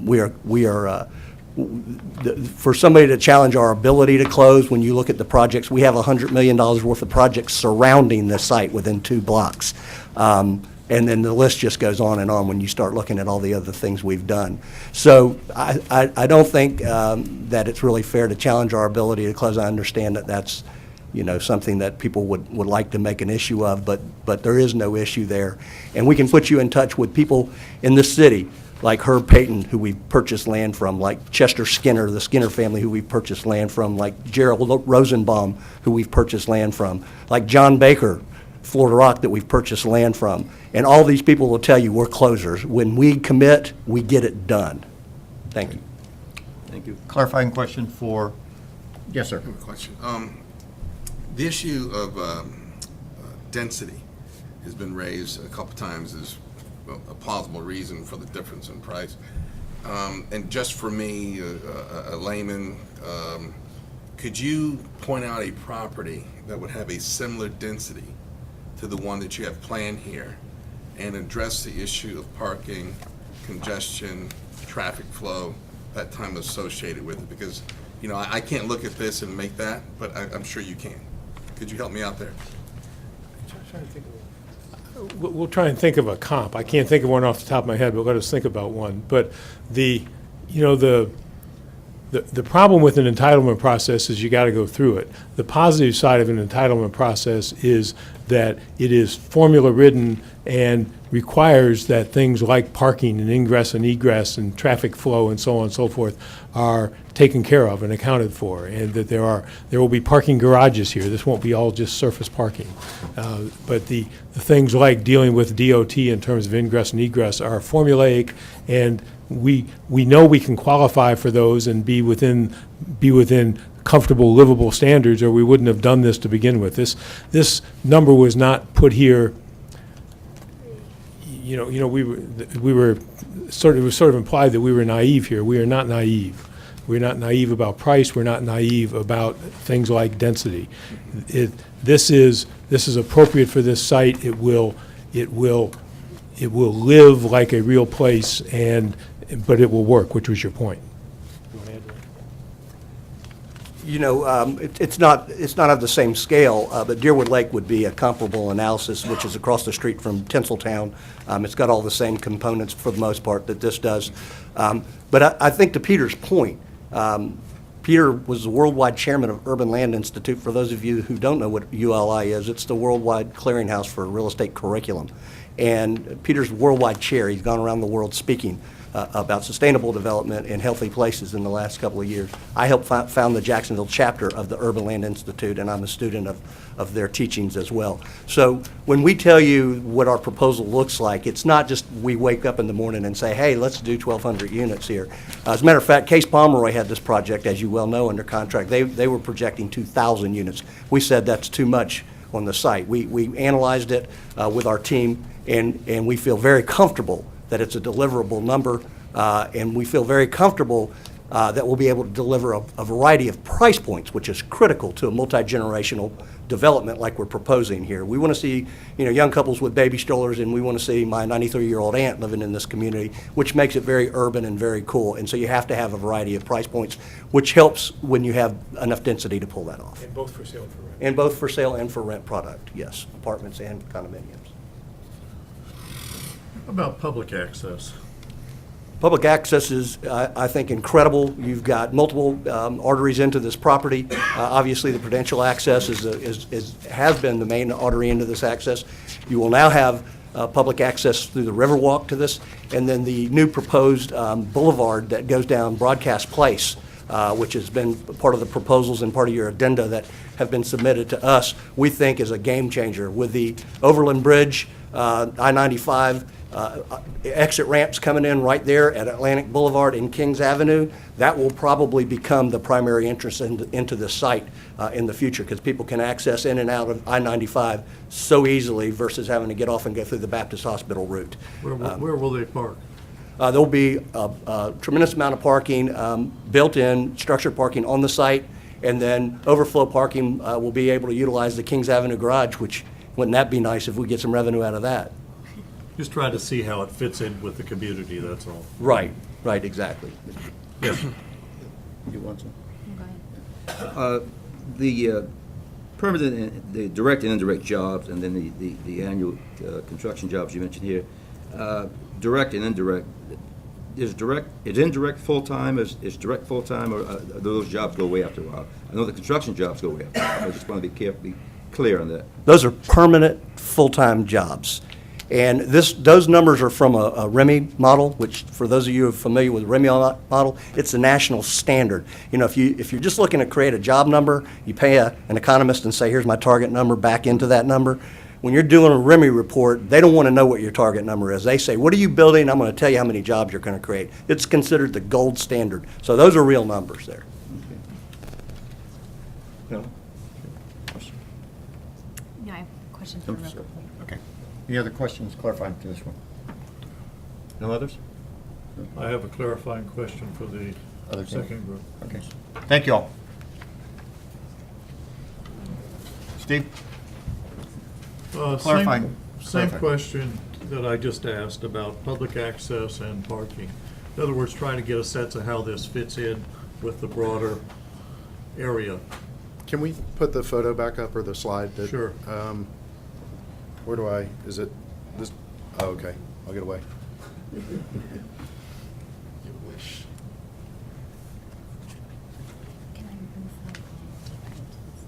Go ahead, Whitey, go ahead for the slide. Why, Yeah. can I just ask the question, have you done an analysis on the potential job creation for your project? Yeah, there was a lot of discussion about that in the scoring meeting earlier today.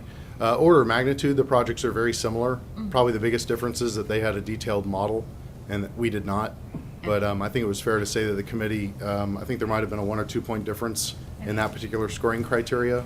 But it was mainly because it was mainly because there was a difference in the way the data was presented. But order of magnitude, it's along the same size of an impact. On the open space, let me see if I can, right here, is that it? Okay. On the open space, you can see, thank you.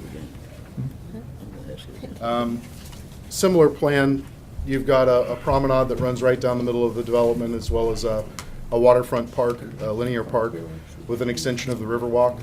Overall, it's about 3 acres of open space, and with lots of access, perpendicular access to the river.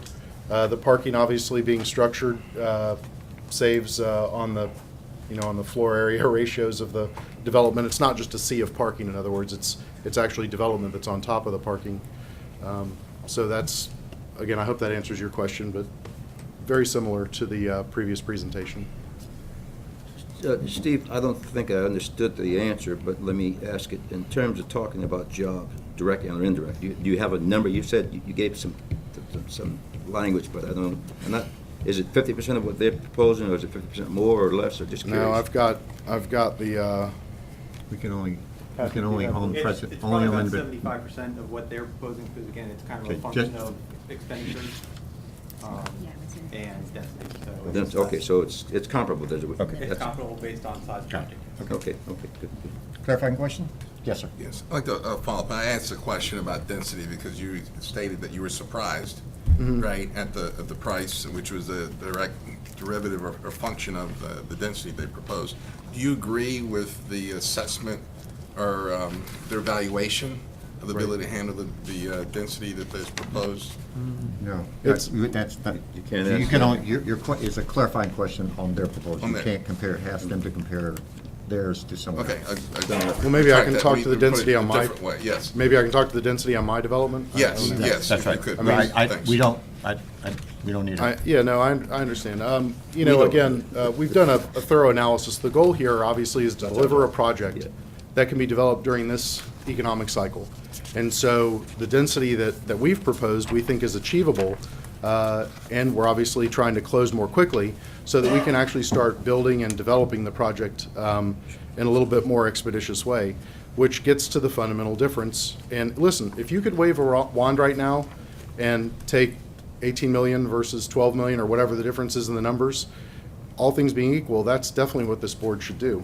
What you guys need to ask yourself is whether you're comfortable with potentially 9 months or more to close, whether or not you're comfortable relying on a third party funding the development as opposed to a dedicated or in-house funding source, and also an unknown access plan versus a plan that's well-known and matches what your staff's already put together.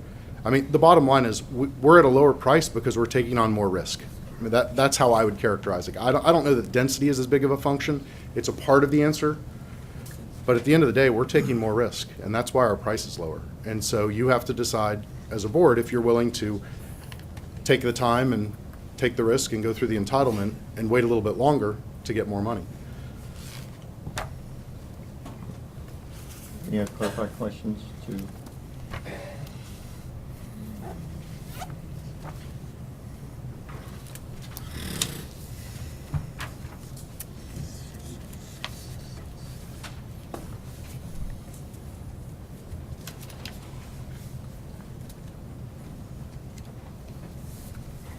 Nothing from this side? Any from over here? Thank you all. Thank you, Chairman. Appreciate it. Thank you. Okay, we will go back to our agenda. At this point, let me kind of restate where we are. If you all will now look, we have 4 options before us. Approve a proposal for contract negotiations. Rank the proposals and approve negotiations with the second-ranked proposal in the event negotiations do not proceed to closing with a top-ranked proposal. Elect to take no action or request additional information. Reject both proposals. So, we can do it of one of 2 ways. We can have an open discussion, or for the sake of we follow rules of parliamentary procedure, we can make a motion, ask for a second, and have discussion on, and then use that as a way to go at it.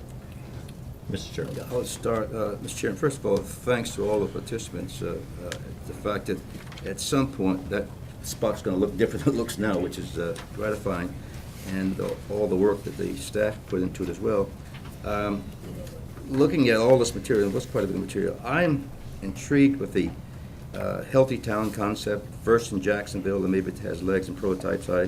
Also, the local presence, the knowledge of the folks who are on that team have at the site, the knowledge to have the portfolio and experience, and the capital thing, I'm comfortable with the funding thing, so that doesn't concern me. So I would, I'm not certain I would propose a contract negotiation, but I also would like to think that if we did that, that if the second ranked proposal not be out of the realm, so in the event for protection for us. So that's kind of my wordy thoughts. Is that a motion? Is that a motion? Yes, that's a motion. Second. Second. Okay, you have the motion and the second. Let me restate it, is that I think the motion was that for discussion is that you would go with the healthy, with elements of Jacksonville, do some, and if the end wouldn't work out, then there would probably be some, as a backup plan, the second one. That's better stated than that, yes, Okay. sir. Discussion on the proposal, on the motion and on the motion. Yes, ma'am.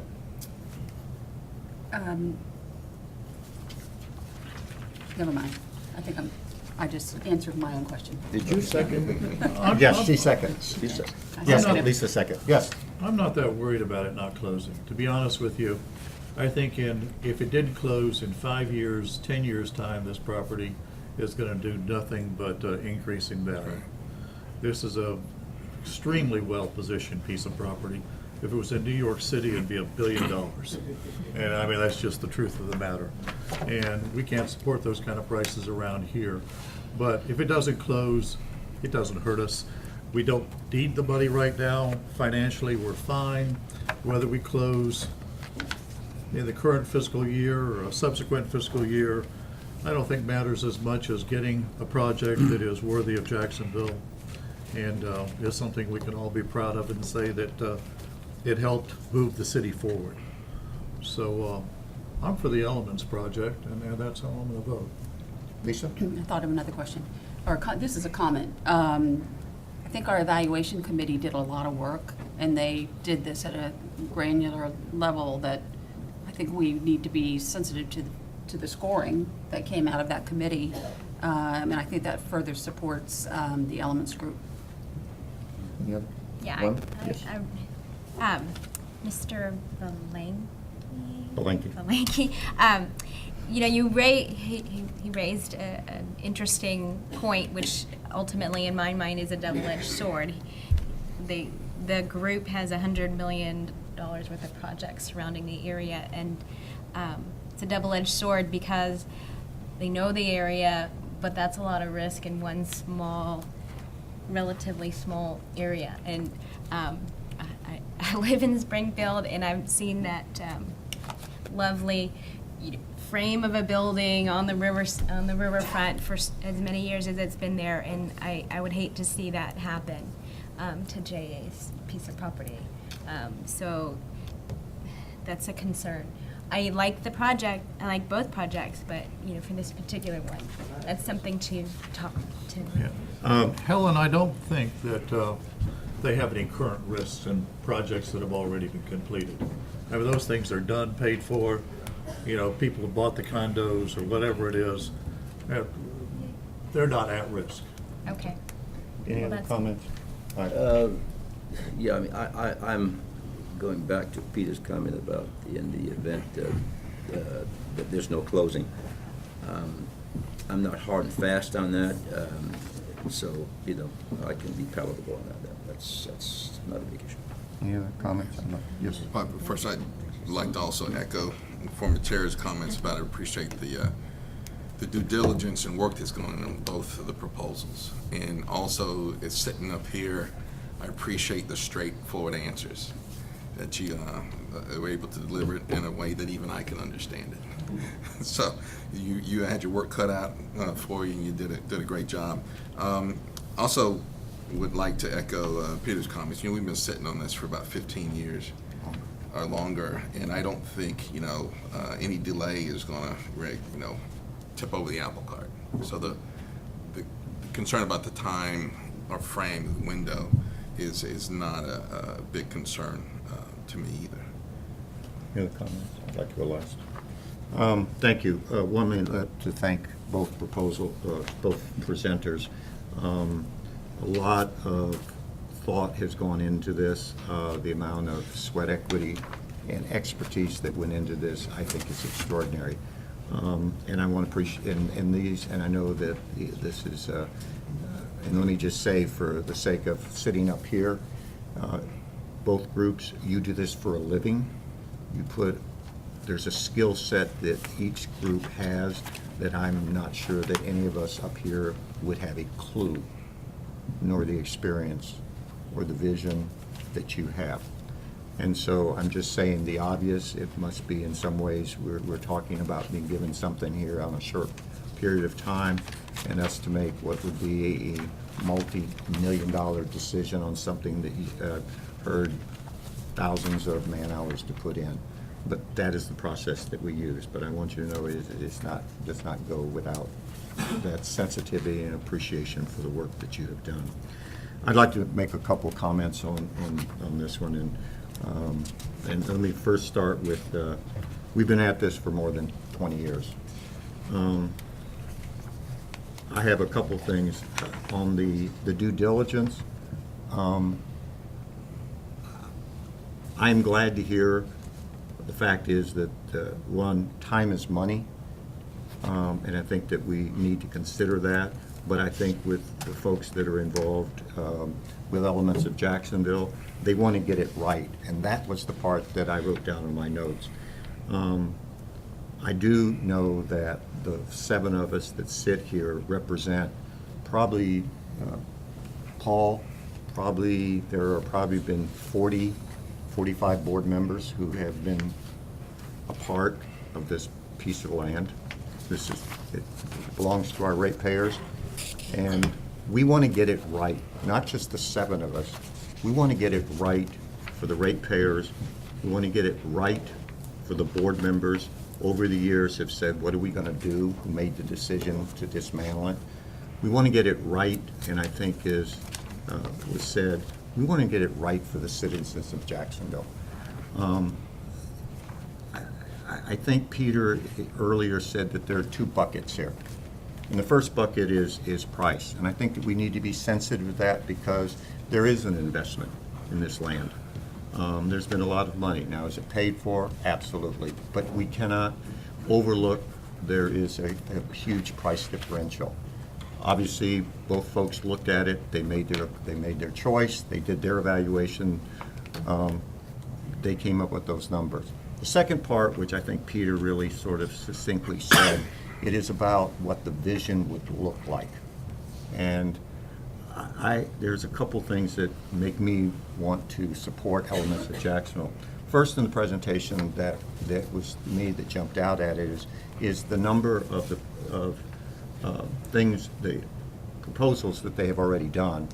It was on the water. And I think for those of us who have had the opportunity to live in this town for so very long, we have a treasure that is extraordinary. And it took some of us a long time in the city to get it right and realize that we need to make it, that's the crown jewel, is our river. And I think that is something that really resonated with me, is that the past projects that were done by Elements of Jacksonville were sensitive to the water and sensitive to what makes Jacksonville, and that's our river. The second part that I think was the part that they do, in fact, they are surrounded. They have an investment. They got to get it right. And again, I'm from the old school. Local presence is important. The folks that from my understanding, a lot of folks are going to be here. I know a number of the people who are involved in this project. They're pretty good at knowing their way around City Hall. I have an idea, Ms. Townsend, is that if we move forward, they said it would take up to a year, but I think we all understand the faster the due diligence is done, the faster you get to turning over land. And so I think based on vision, based on price, I think based on the sensitivity to the river, I think the opportunity that, I'm going back to my old days of having just retired, I think the idea of the healthy part, I think gives us an opportunity to do something different, allows us an opportunity to do something that we can be a leader in. And I like the idea that the fact is that there's a lot of green in that. And I think for what we sometimes fail to remember is that there's going to be access to it. And in this community, there are really more people who do not have access to this wonderful river. And I think when you look at the concept at Elements of Jacksonville, I think that there will be people that will have an opportunity to have access in a venue that will make them come to appreciate and come to treasure the river as I did. So, Ms. Townsend, I am a supporter of your motion. So, having heard no other, you have heard the motion. Ms. Townsend, and my proposal, let me restate it, is that you would proceed with a positive motion, a positive vote on elements of Jacksonville, given the parameters in which we heard, with a fallback position if those dates, parameters I'm using need help from the attorneys here. The words that would say if it didn't work, we would then look to the second proposal. If I said that in an articulate way, that still is legal? That's exactly right. The contract, you're basically authorizing staff to go and enter into contract negotiations and develop a contract with the element folks. And should that fail, for whatever reason, you go into the secondary bidder, into negotiations with the secondary bidder. And thank you. Okay, you've heard them, and I apologize to say this, and I should have, and I want to say to the staff that did it, I think Lisa and everyone else said, I want to say thank you to the group that scored this. We look to you. This must have been a difficult thing, and we appreciate the time that you put into it. Yeah, Yes. Mr. Chairman, excuse me, if we could add one clarification, or if the board could consider adding one additional clarification, is that we would negotiate the contract on behalf of the board and then ultimately bring that contract back to the board for final approval. That's fine with me. Yeah, and I would want to also say that I don't like the idea of the second bidder being automatic. Okay. I think if we fail on the first bidder, we ought to come back to the board. Okay. All right, I have two different things. Mr. Townsend, how would you like to accept? You were amending your motion. Is that a friendly amendment? That's not. I'll accept the amendment. You'll accept Peter's amendment? Yes. That it would come. Which I think I did before, yes. Yes. Let me restate. The Peter is not saying it would automatically go to the second one, is that if we can't do a contract with the first one, it would then come back to a board for additional discussions. Yep. Okay, Is that that's correct? That's correct. Madam Chair, do you accept that? With that, your But second? we have the opportunity Yes. to go forward with the second proposal. Whatever the board decides, but it comes back to the board. If it comes back. More we would start- flexibility. In essence, we would start again. If we can't work, we would come back and have a discussion about where we would move to the It second. doesn't necessarily mean we would have to go to another RFP. No. We No. could, but we don't have to. Right. But we would not it would not automatically fall to that. Okay. Everyone understand the motion? Yes. Okay. All those in favor of the motion as amended and the second amended, say aye. Aye. Opposed? Show the motion unanimous. Thank you very much. I appreciate it. Thank you all both for your presentation. Thank you to all for the work that you put into it. And Good luck, we look gentlemen. forward. We look forward to the coming forward. Thank you very much. Good luck. That's the trouble with. All right, getting a bid. ladies Now and you gotta pay gentlemen, for it. we are, can I, how about let's take a 5-minute break? Yes, thank you. The chair will entertain 5-minute break. Okay. 5 minutes at We'll get back at 3 o'clock. 3 o'clock. All right, you got 7 minutes. 7-minute break. Melissa?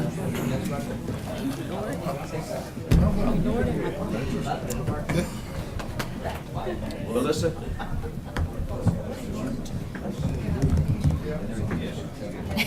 All right.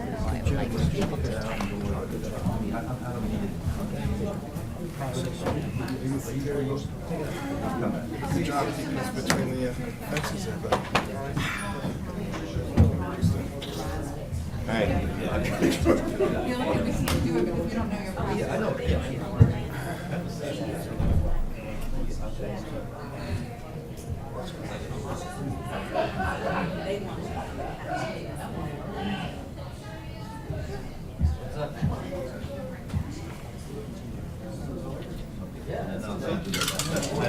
I don't need it now. I only have 2 pieces of paper that was deal with.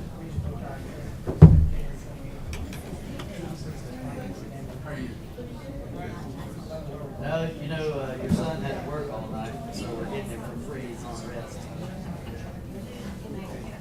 Hope we don't get called in the flu.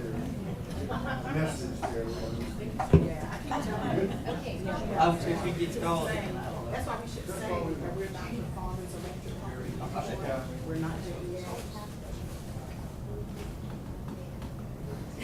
It's hard to tell. I haven't heard all the negative stuff. Let me call you back.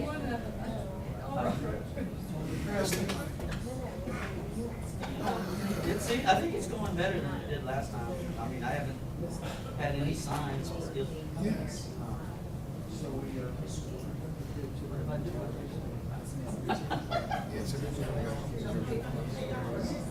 We haven't had any signs, but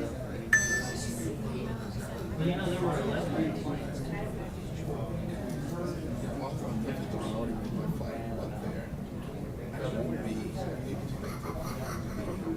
Somebody said that. One of them.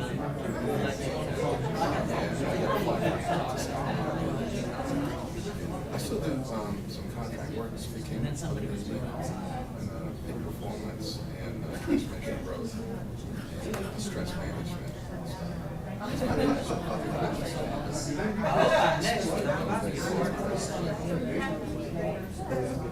Hey, how are you? You know what I'm saying? Stop with the naval people already. My brother's in jail.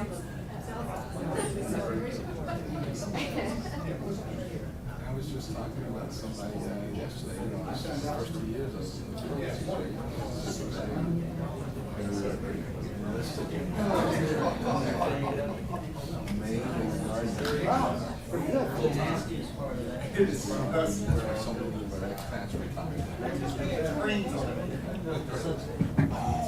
That's where the 7.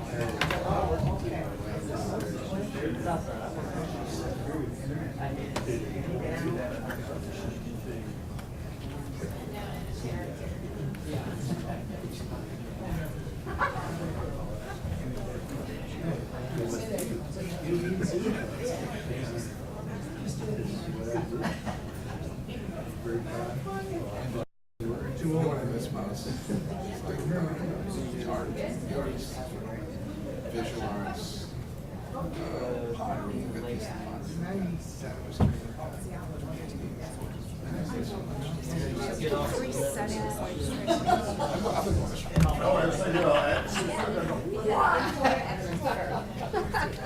Don't try me. I thought about it.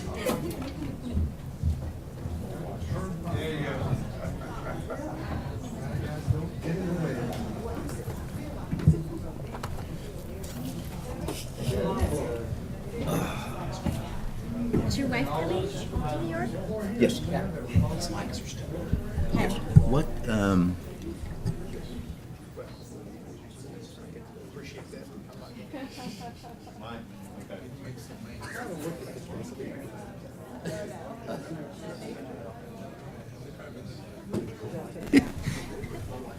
yes, she's coming.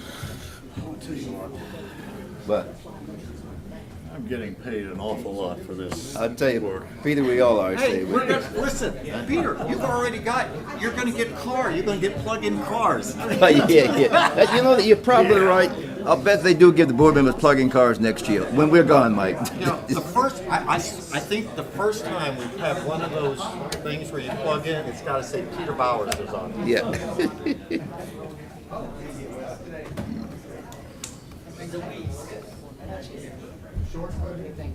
Well, I hope in 10 years there's enough of them around to increase our load factor. Man, I just hope I hear in 10 years. That's it, yeah. You should be. Well, after that. Given your starting point. Well, I'm still going to remind Peter when he said Hightower's older than he is. I'm just kidding you, Mike. No, he isn't. I'm not that far behind you.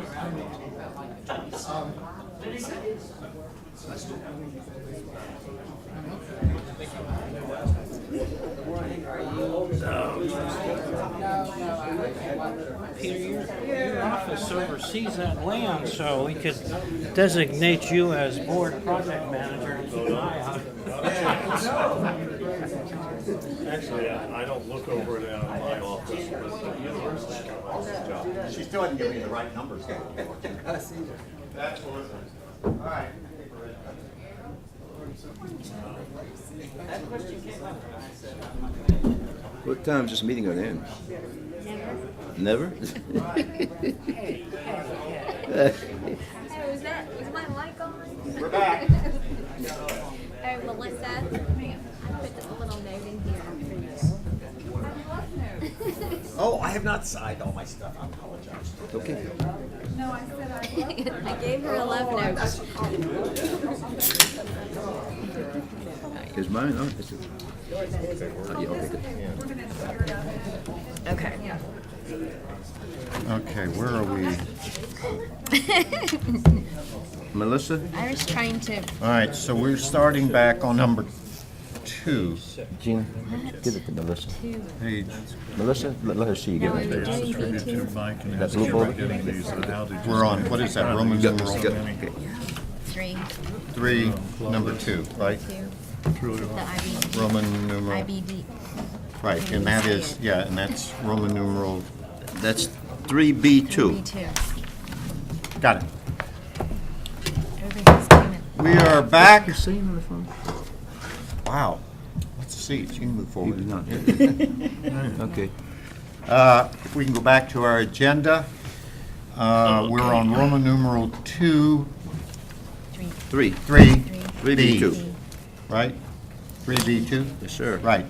JEA, International Brotherhood of Electrical Workers, IEBW, Local 2358 Collective Bargaining Agreement. Angie Hires, Chief Human Resources Officer. That would be you. That would be me. Okay. Welcome. Okay. Good afternoon, Board of Directors and Managing Director. I too will attempt to be brief as it has been a long afternoon. I'll bring your attention to tab 3B2 in the materials that were presented to you in our office memorandum dated October 21st, 2014. The subject is the International Brotherhood of Electrical Workers, also known as IBEW Local 2358 Collective Bargaining Agreement.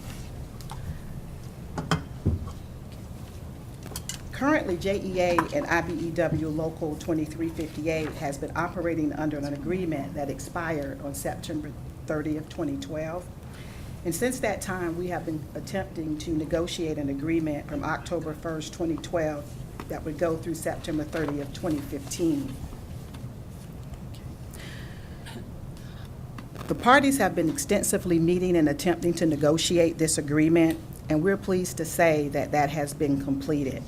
The parties have come back to the table, have agreed to take the proposal to ratification vote. As a matter of fact, the ratification process is taking place as we speak. The ratification vote began this morning at 6:30 a.m. and will continue through 7:00 p.m. tonight. Both parties are aware that the board must approve the agreement, and assuming that the membership ratifies the proposed contract today, as well as the board approving the action and taking action on that ratification, we would like to recommend that the board approve this ratification agreement.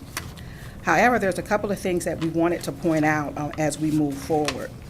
With the assumption that the membership does ratify the agreement through vote, as well as the board does approve it, then this agreement will become effective according to the board procedure. However, if IBEW should fail to ratify the contract tonight, the proposed contract would then be null and void of the board's approval. As we talk about this agreement and also the negotiation process that took place, I wanted to bring to your attention some of the discussion items that was included on the memorandum that was presented to you. I think this is very important that I point out just a few of those, because I think this really exemplifies that when parties get together, go back to the table, actually exemplify the true spirit of negotiations, that things can happen and we can move the process along. Both parties sat down to the table and went back again and tried to get the agreement moving forward. IBEW, their negotiating team, as well as their representative, agreed that if they can have the ratification vote go forward, that they would waive their right to negotiate for the year October 1st, 2012 through September 30th, 2013. If you might recall, the agreement that I just mentioned would have been in effect from October 30th, 2015. By waiving that right of the October 1st, 2012 through September 30th, 2013, we would enter into a 3-year effective agreement October 1st, 2013 through September 30th, 2016, which is an additional year on that contract. Also, I wanted to remind you that under Florida Statute 447, that 3-year limitation is on a public sector contract. Also, as a part of the spirit of negotiation, management has agreed that if this particular contract is ratified and it is approved by the board, that upon the first pay period following the ratification, any compensation that is due our employees under this agreement would be paid, as well as a 1% ratification incentive payable after that ratification. Given the things that I've mentioned and the information contained on the memorandum that was presented to you, and also contingent upon the successful ratification of the agreement, we recommend that the board approve the agreement between JEA and the International Brotherhood 2358. Thank you, Angie. Ladies and gentlemen, you have heard the recommendation from our HR director. The chair will entertain a motion. I move that we accept the recommendation as proposed. And I second that. Second. Discussion. I just had one question. Yes. Angie, is the ratification incentive based on FY 2014, 13-14 or 14-15? It's based upon the ratification of the contract as a whole, Okay, and that would not be included in base pay. It's a one-time incentive. okay. Any What other are the base discussion? pay increases? Pardon me? What are the base pay increases? The base pay increases is for the fiscal year 2013, 2014, it's 0. Fiscal year 2014, 2015, 3. And for fiscal year 2015, 2016, 2%. 032. Yes. 032. Just for abundance of clarity, it's essentially 0-0. So I'm going to Yes. give credit to the bargaining unit in terms Because of. of 12. Yes, Yep, yes, yep, sir. yep. So we should recognize that it was 0-0, and then 3, and then 2. So. Yes. Just a question, when will we know the results of the ratification process? We should know that about 9 o'clock tonight. 7 p.m.? 7 p.m. tonight? Okay, 7 p.m. And you would inform the board? Yes, most definitely. Okay. Any other discussion? I'll second. Moving second here. All right, you heard the motion, heard the second. All in favor, say aye. Aye. Opposed, show it pass unanimous. Thank you. And Thank you for- again, I want to say, in the spirit of good negotiations, I think it's part of the process, but hearing that both sides can come together, that's what it's all about. But I Thank you for your from consideration. The part that, from both sides of how we got here, and thank you. It's really important. Mr. Chairman, may I just point out that Rodney Wickham, president of the IBW, is here. Rodney, just thank you very much for Thank your you. work.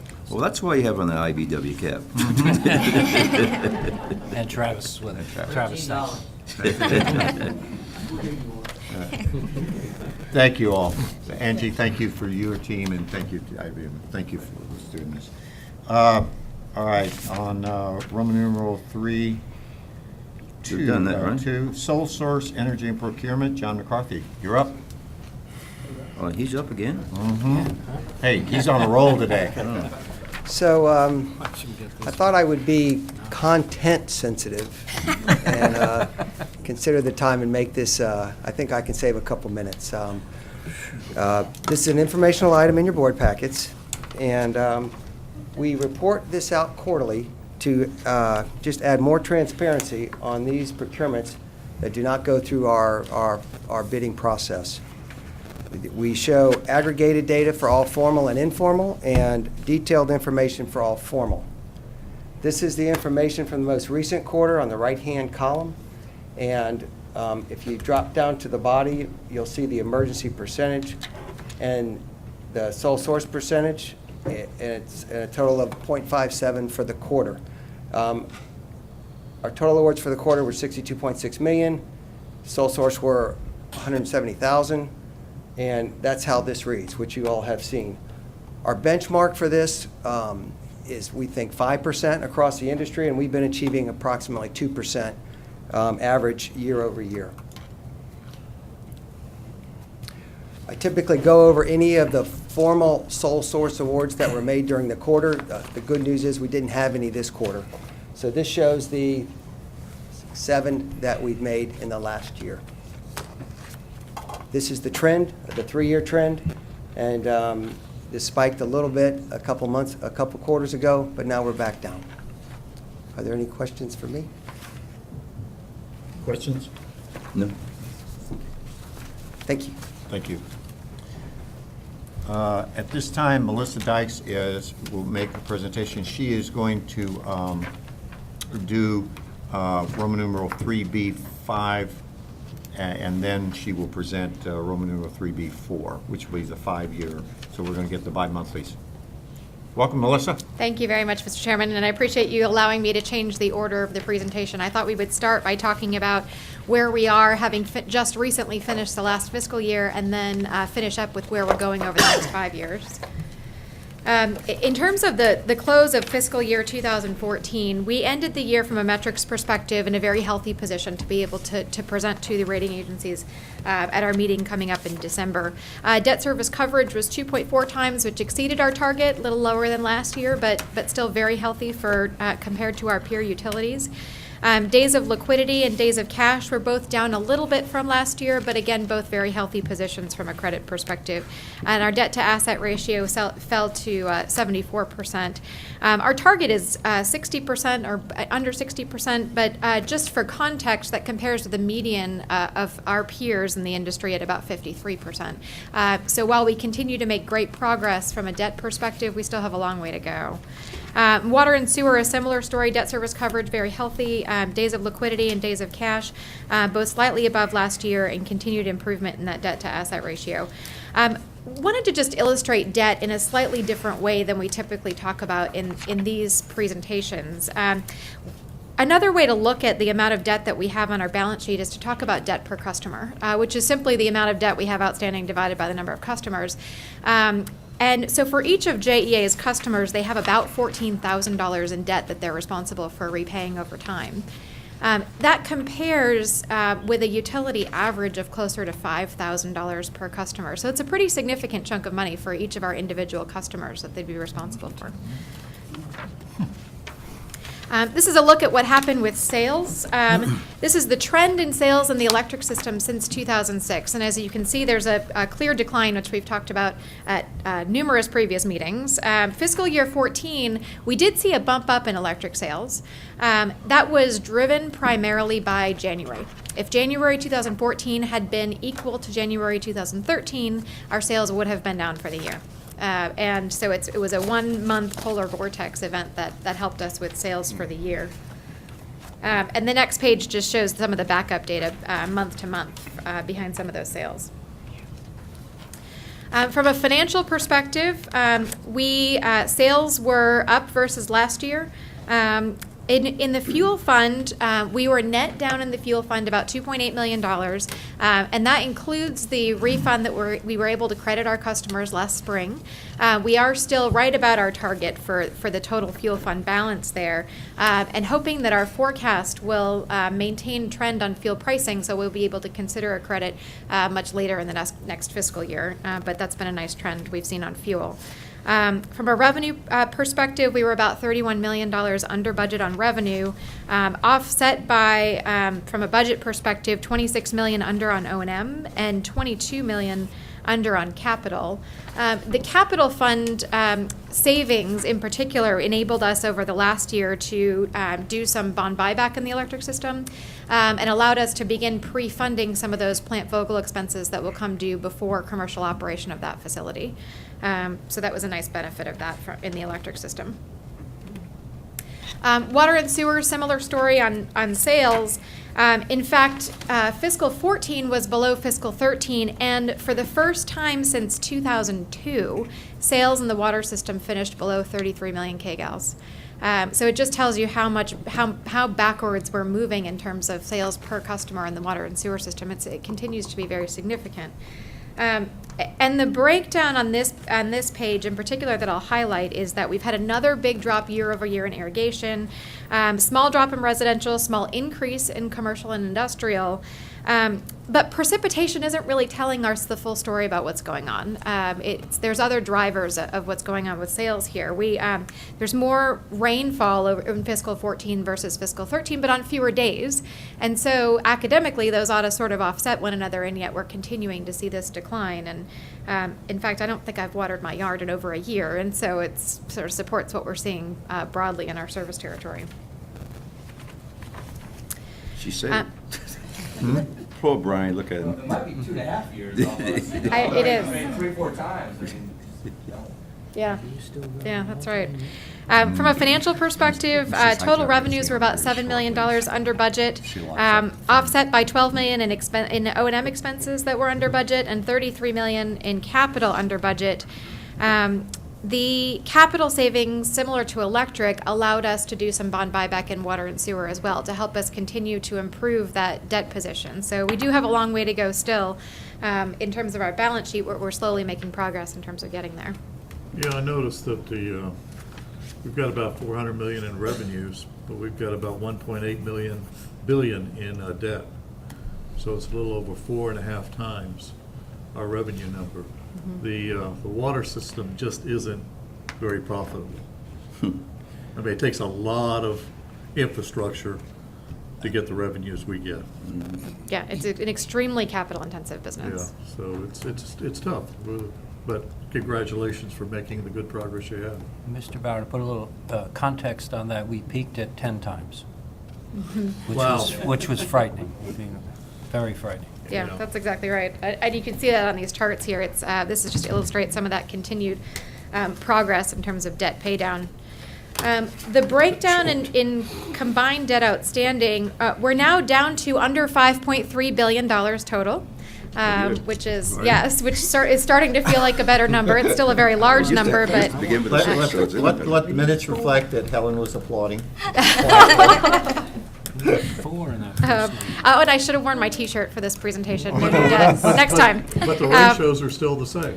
I'm sorry? But the ratios are still the same because the revenue line keeps going down. Right. The revenue line does keep falling. But to put the $5.3 billion in context, it's down from $6.4 billion in 2010. So it wasn't very long ago. But we are paying about the same in debt service. We're a little lower on debt service versus 2010, I think. But that's primarily driven by refinancing activity, more than a lowering of actual debt service.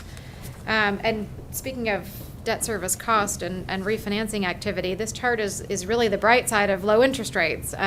Through refinancings, we've been able to reduce the weighted average interest rate associated with our portfolio from, it was 4.2% in 2011, and we're down to 3.8% this year. And it's doubly significant, that reduction, because we've also, over the same time period, fixed out $800 million in bonds.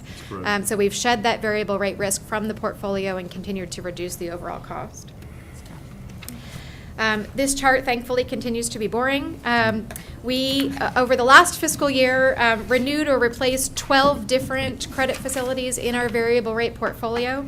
We'll have another 6 that are coming up in fiscal year 15 and continue to look to an eye for counterparty diversification and favorable credit terms in these agreements. This is the less bright side of low interest rates.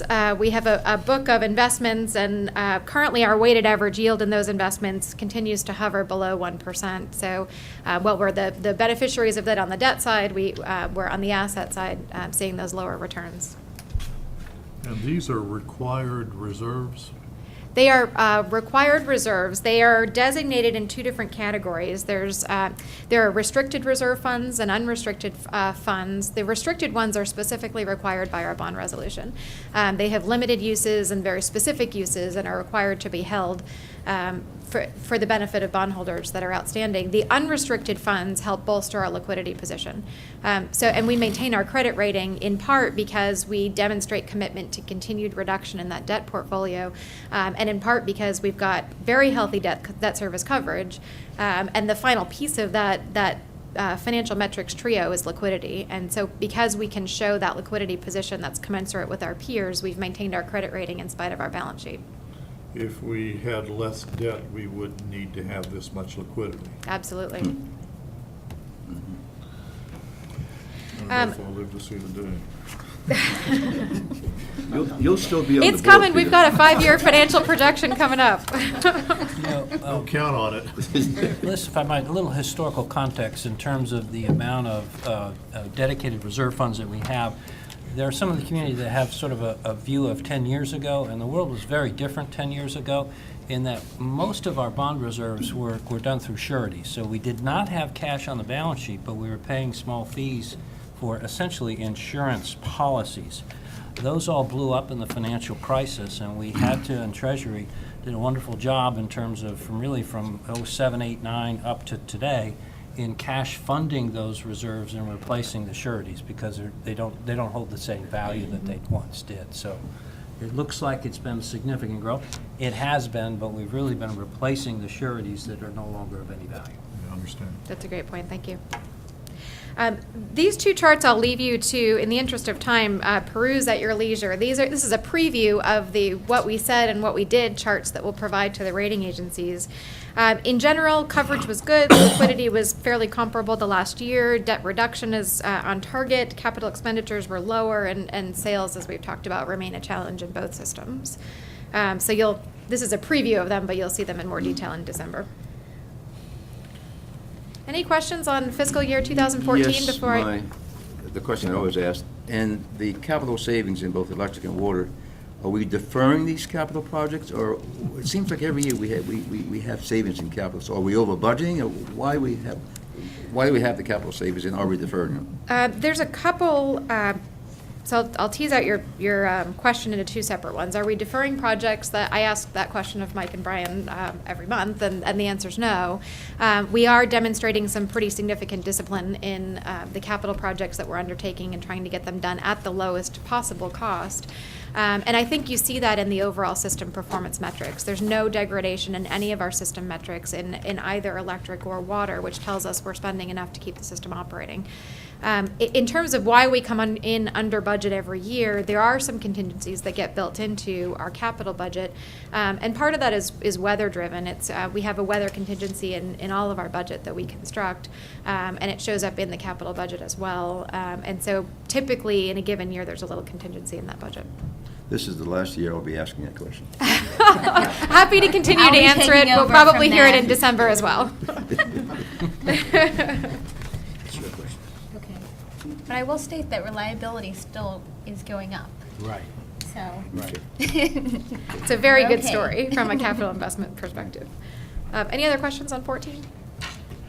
Great, thank you. Can we move to? Well, congratulations to everybody. Yeah, very good. Yes. Thank you. Good financial performance. Yep. All right, Good report. Melissa is now going to do the JEA 5-year financial assumption projections. This presentation really just captures the key assumptions that are going to go into the projections that we developed to share with the rating agencies in December. And so I'll talk about where we are in terms of these assumptions and how that differs from what we've showed them in prior years. In the electric system, we are now projecting 12 million megawatt hours as our annual sales number. That's a weather-adjusted, normalized number that our load research group projects is the weather-adjusted number for our service territory, and we're projecting that flat for the first time. Last year we had showed about a 0.5% increase in sales, and this year I think this reflects the actual sales performance that we're seeing in the system, that we're projecting flat sales in electric. Melissa, compared to some of our peer group, are they having the same sort of experience? Generally, yes, with the caveat that I think we're, from a latitude perspective, somewhat uniquely positioned in that our customers use electric for heating in the winter and cooling in the summer. Where that differs from what other utilities are experiencing is if you move farther to the south, they're clearly summer peakers, and they're clearly using more electric for cooling in the summer than they are for heating in the winter. And when you move north, there's much more reliance on natural gas and oil products for heating, and not as much reliance on electric. So in some ways, what we're seeing is actually exaggerated because we've got it in both seasons. But I'm just saying, I mean, we're seeing actually flat growth. Mm-hmm. Regardless of when it is, are most other utilities seeing flat growth for electric sales? Yes. Yeah, it's a national issue. There's a great, in fact, Wall Street Journal article I can send you after this on it, but that talks about that this is an unprecedented issue for the industry. Typically, growth was about, rule of thumb, 3% every year, and that was typical for 100 years, however long it's been measured. Or another rule of thumb is it was roughly tied to GDP growth, and so you'd see electric sales growth grow at about the same rate as GDP, and the GDP growth in particular has just completely become decoupled from electric sales. Melissa, could you send that out to us? Would Sure. you mind? That would be really helpful. Yeah, Thank no you. problem at Thank all. you for sharing that. In the water and sewer system, a similar story. We are seeing declines year over year. We're projecting 33 million kgals in terms of water sales for the 5-year projection period going forward. What that means from a rates and revenue requirements perspective is that we're projecting relatively flat all-in through this projection period. What we'll see in the back end of this projection period is a decline in fuel rate coupled with an increase in base revenue requirements, and those roughly are offsetting each other in the current model. And in water and sewer, we foresee stable rates through the entire projection period. What does base revenue requirements say? That rate increases? Total revenue requirements are used to calculate our rates for the year. So if our revenue requirement total is stable, that would imply that total rates or total bills would be stable.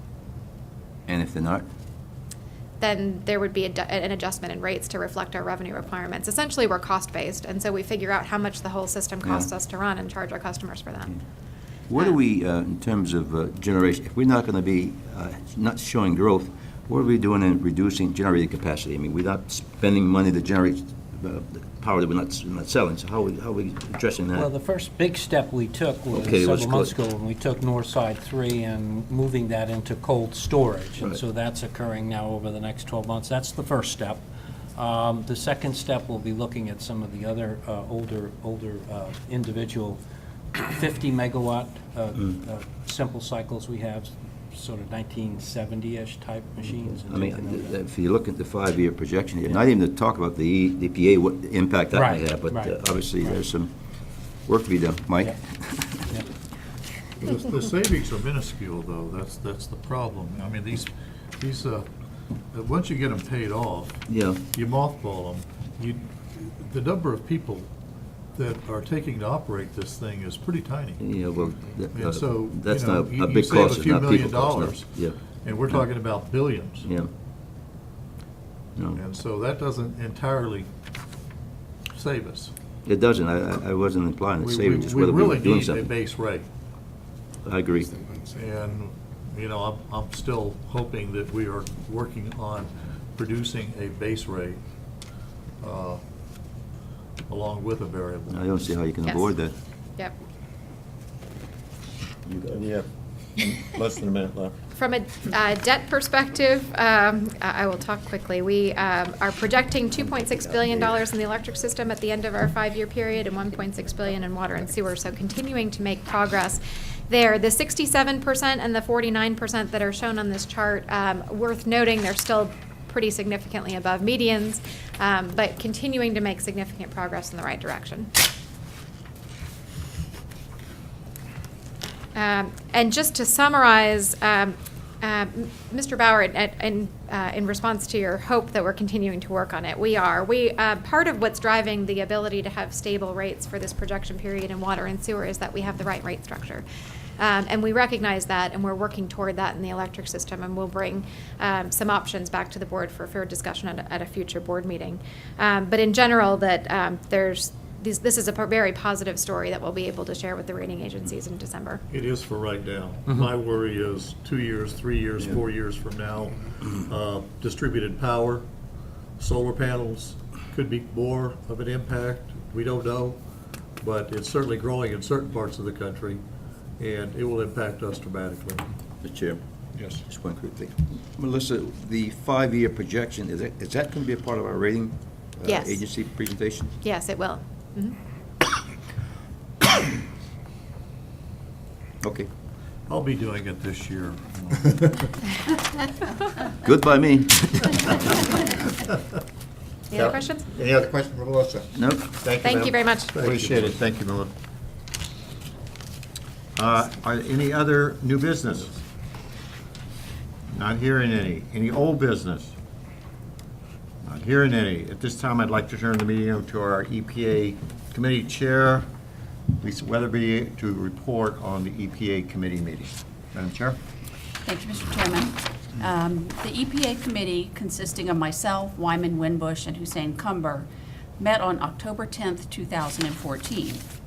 At this time, I would like to call for a motion, a second, and a vote to approve the minutes of the September 9th, 2014 EPA Committee meeting. So moved. Second. All in favor? Aye. Motion carries. The committee was provided an update on several things, but Bud Para, Chief Public Affairs Officer, provided the committee with JEA's comments to the EPA in final draft form. The EPA has extended the deadline to receive comments until December 1st. The EPA committee will meet again on November 11th, 2014 to review the final comments. A one-page summary will be presented to board members. Also, Bud Para provided an update on the final preparations for the EPA Symposium. The EPA Symposium was held at the Jacksonville Main Library on September 25th. The symposium was attended by approximately 130 people, including JEA board members, senior management and staff, state regulators, representatives from congressional staff, state legislature and staff, city council and staff, JACS chamber members, community leaders, commercial customers, concerned citizens, and media personnel. Just about everybody, I guess you could say. We received several presentations. The first was by Dr. Kenneth L. Mitchell, Special Assistant to the Director, EPA Region 4 Clean Air Program. Dr. Mitchell provided an overview and description of the proposed rule and the benefits of the rule. Secondly, Jeff Homestead, who's head of the Environmental Strategies Group at Bracewell and Giuliani. Mr. Homestead's presentation included information on the Clean Air Act, Section 111D, our favorite section, EPA's legal authority, recent court decisions, legal risk, and state plan options.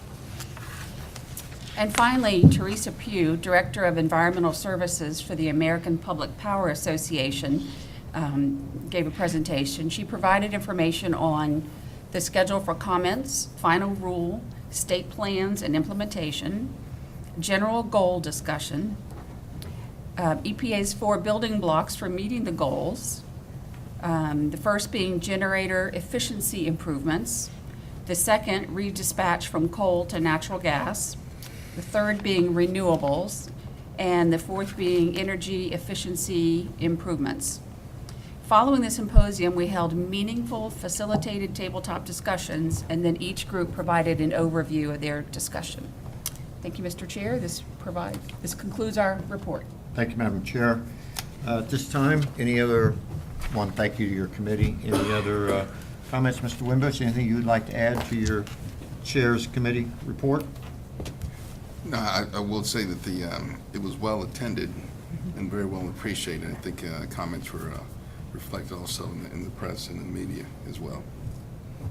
And I'm going to make the perfect bridge for our CEO's report as a result of the symposium that Bud and I were so worried about that it would only be he and I, and maybe some of you all would be attending. And it was more than just Bud and I and a couple of y'all that we forced to come. As a result of that, I'm going to bridge now to our managing director's report to talk about, as a result of the symposium, of a meeting that was held here. Yes, as a result of that, the mayor reached out to the EPA in Washington, specifically the administrator, Gina McCarthy. And Ms. McCarthy joined us for a meeting of about an hour, about 45 minutes of dialogue after the introductions took place. It was a positive and a constructive meeting. She had laid out sort of in her opening remarks, talked for about 10 minutes and hit the top 5 key issues that we've identified within the industry, all of those important to JEA. She missed a couple from our perspective, and after we had the introduction, the chairman certainly set the stage very well. The mayor spoke and the administrator spoke, and I had the opportunity to engage with her specifically on two key points, biomass and also the interstate flow of energy. And both of those hadn't risen, I think, to the top 10, but she took notes. And the next day, we actually heard back from District 4 out of Atlanta to establish a follow-up meeting. So it was a very positive and constructive meeting, big first step. Staying with that, at the state level, I've been very actively involved with the Florida Coordinating Group, and it is a group of all the utilities in the state in trying to set ourselves up as a group to communicate effectively, really a coalition to communicate effectively with the state agencies as they formalize the state plan. And we have made very, very good progress in terms of establishing a group of utilities that are very like-minded. So we're going to have some friends that are going to be tightly coordinated as we go to Tallahassee and work in the final steps of implementation next year and into the following year. And I'll give a little more detail on that when we all sign up, and that should be in the next couple of weeks or so. So that's been very positive. Another regulatory issue, continue to make good strides with the Water Management District in terms of water cautionary, and I think maybe next meeting we'll have a little further briefing on that, and Board Member Olby will be able to give us a brief on those activities, but still positive and constructive.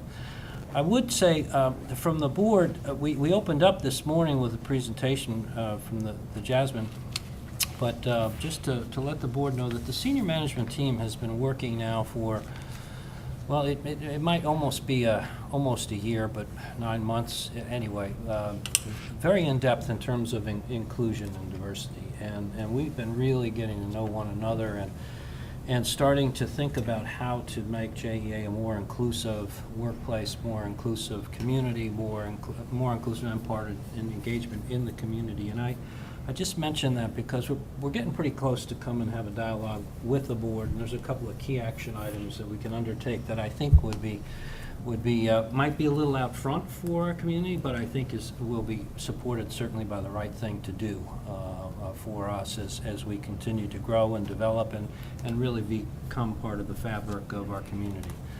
The J.D. Power, I just had to take a moment on that. It's 20 months. I mean, it's 20 months, and we have moved from the bottom.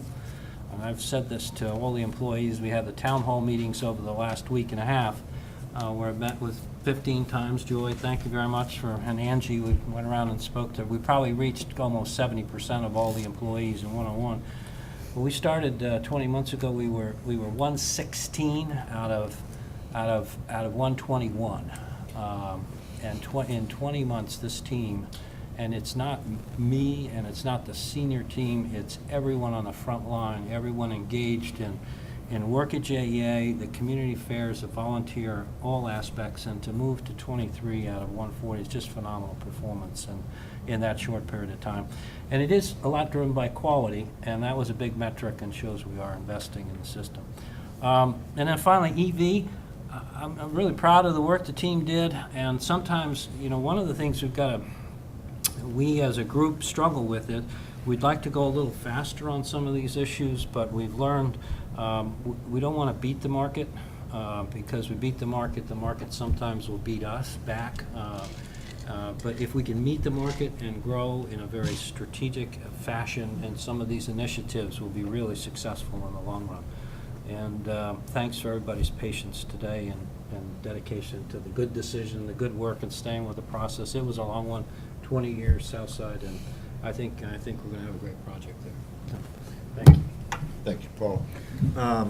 The chairman's report, real quick, I just want to thank my colleagues, one, for a very long day, and I really appreciate the due diligence. It was a word that was used a lot today, but the questions that were asked, really do appreciate the way that you all approached it. To John and to Nancy, thank you for the great work and the team that really kind of helped do that. I know that was not easy, and as I shared with the group, we sort of at a very high level took your information, made a huge decision, but there were a lot of a lot of time and effort that went into that, and it's a collaborative effort. But I will say, for at least some of us who more than 20 years have looked across and seen that site, this is a, I think what we did today, the leadership team, what we did today as a team here, I think is going to make a huge difference. I think we're going to get it right, and we're going to make a change to the skyline of Jacksonville, so I say thank you. I want to thank Lisa and Hussein and Bud and Wyman with the good work that they're doing on this EPA. It's going to be around a while for some of those that will be here after the chairman and I leave, but it is going to be something, and I want to say to Bud and to the leadership team, if it had not been for the publicity and the coverage that we did in that symposium, not knowing how it was going to do, it was sort of we were rolling the dice, particularly when Wyman and Lisa came back and I came up, caffeine over there. I said, well, let's have a symposium, and Bud, what happens if nobody comes? I said, Bud, and I'll be there. But as it turned out, our concerns were taken directly to the administrator. And it was interesting in that conversation, and Paul did an extraordinary job, everyone, of making our points very succinct to the administrator. That at that time, there were over 750,000 comments had been submitted on this proposal. They're expecting close to 4 million. But I will tell you, it didn't go without some visibility that the administrator heard in this building what our concerns were. And I don't know where that's going to do, but as we found out today through the negotiations, as long as you keep those communications open, she was respectful, she listened. No guarantees, but I think in that situation, she understood what we were saying. She understood the difference, why we were different. And, when you're thinking of up to 4 million comments, she listened to us for an hour. And, in the big scheme of things, I think that speaks volumes of the due diligence that this group, the leadership team and the board is doing, Lisa, to what your committee is doing. So I just say to all of you all, thank you. So we've got November is going to be Mr. Chairman, may I ask you a question? Can we clarify, when is the Financial Audit Committee meeting? We said the 18th, but that's the board meeting date. So do we know when that's going to be? I think we currently have it on schedule an hour before the board It's meeting. the same day as the board meeting? Okay. Yeah, but we may be working to try to schedule that sort of the week before, because if we get the reports due. So we're going to work on some calendars. We're meeting with the chair, Mr. Bauer, very early next week. Could you just notify all of us? I'd like to attend that last one if I can. Absolutely. Yeah. Absolutely. And as we're hoping is that we will be getting our third party from our independent, from the actuary. That's right, yes. We will have that. And, Right. and so we know, as the process, we know that, of course, it's going to be open, so the press will be there. But we're hoping that, thanks to Mr. Bowers and that committee, we'll have some idea. And the important thing is that it will prepare us to, when we go to New York, to have a very thoughtful presentation. And so we're going to monitor that and manage the information that's going to come out. So again, I ask y'all's indulgence and I ask y'all's continued support. I think we've got a good story to tell based on facts, and we will get through this. Other than that, You'll have a recommendation. Okay, fine. We've heard that from the chair. And that's really important. We had the opportunity, Melissa and I, and Joe is with us, to meet 2 weeks ago, maybe 3 weeks ago now, with 10 individual investors. These are people that own our bonds and are looking at our bonds. A half-hour meeting and over a day, and we were 10 for 10. The first thing in the question was, what's this pension thing all about, et cetera, et cetera. And it was over and above. It came above EPA, it came above our debt load, it came above the transition in the electric industry they wanted to know. So we need that clarity and unanimity when we go to the agencies in December. Well, Mr. Chairman, we're going to be looking to that. So other than that, thank you all for a great day, a great meeting, and thanks to the leadership for what you have done. We are adjourned. Thank you. Paul, on my motorcycle ride, I was following the Ohio River down. Everywhere on the And there's Melissa.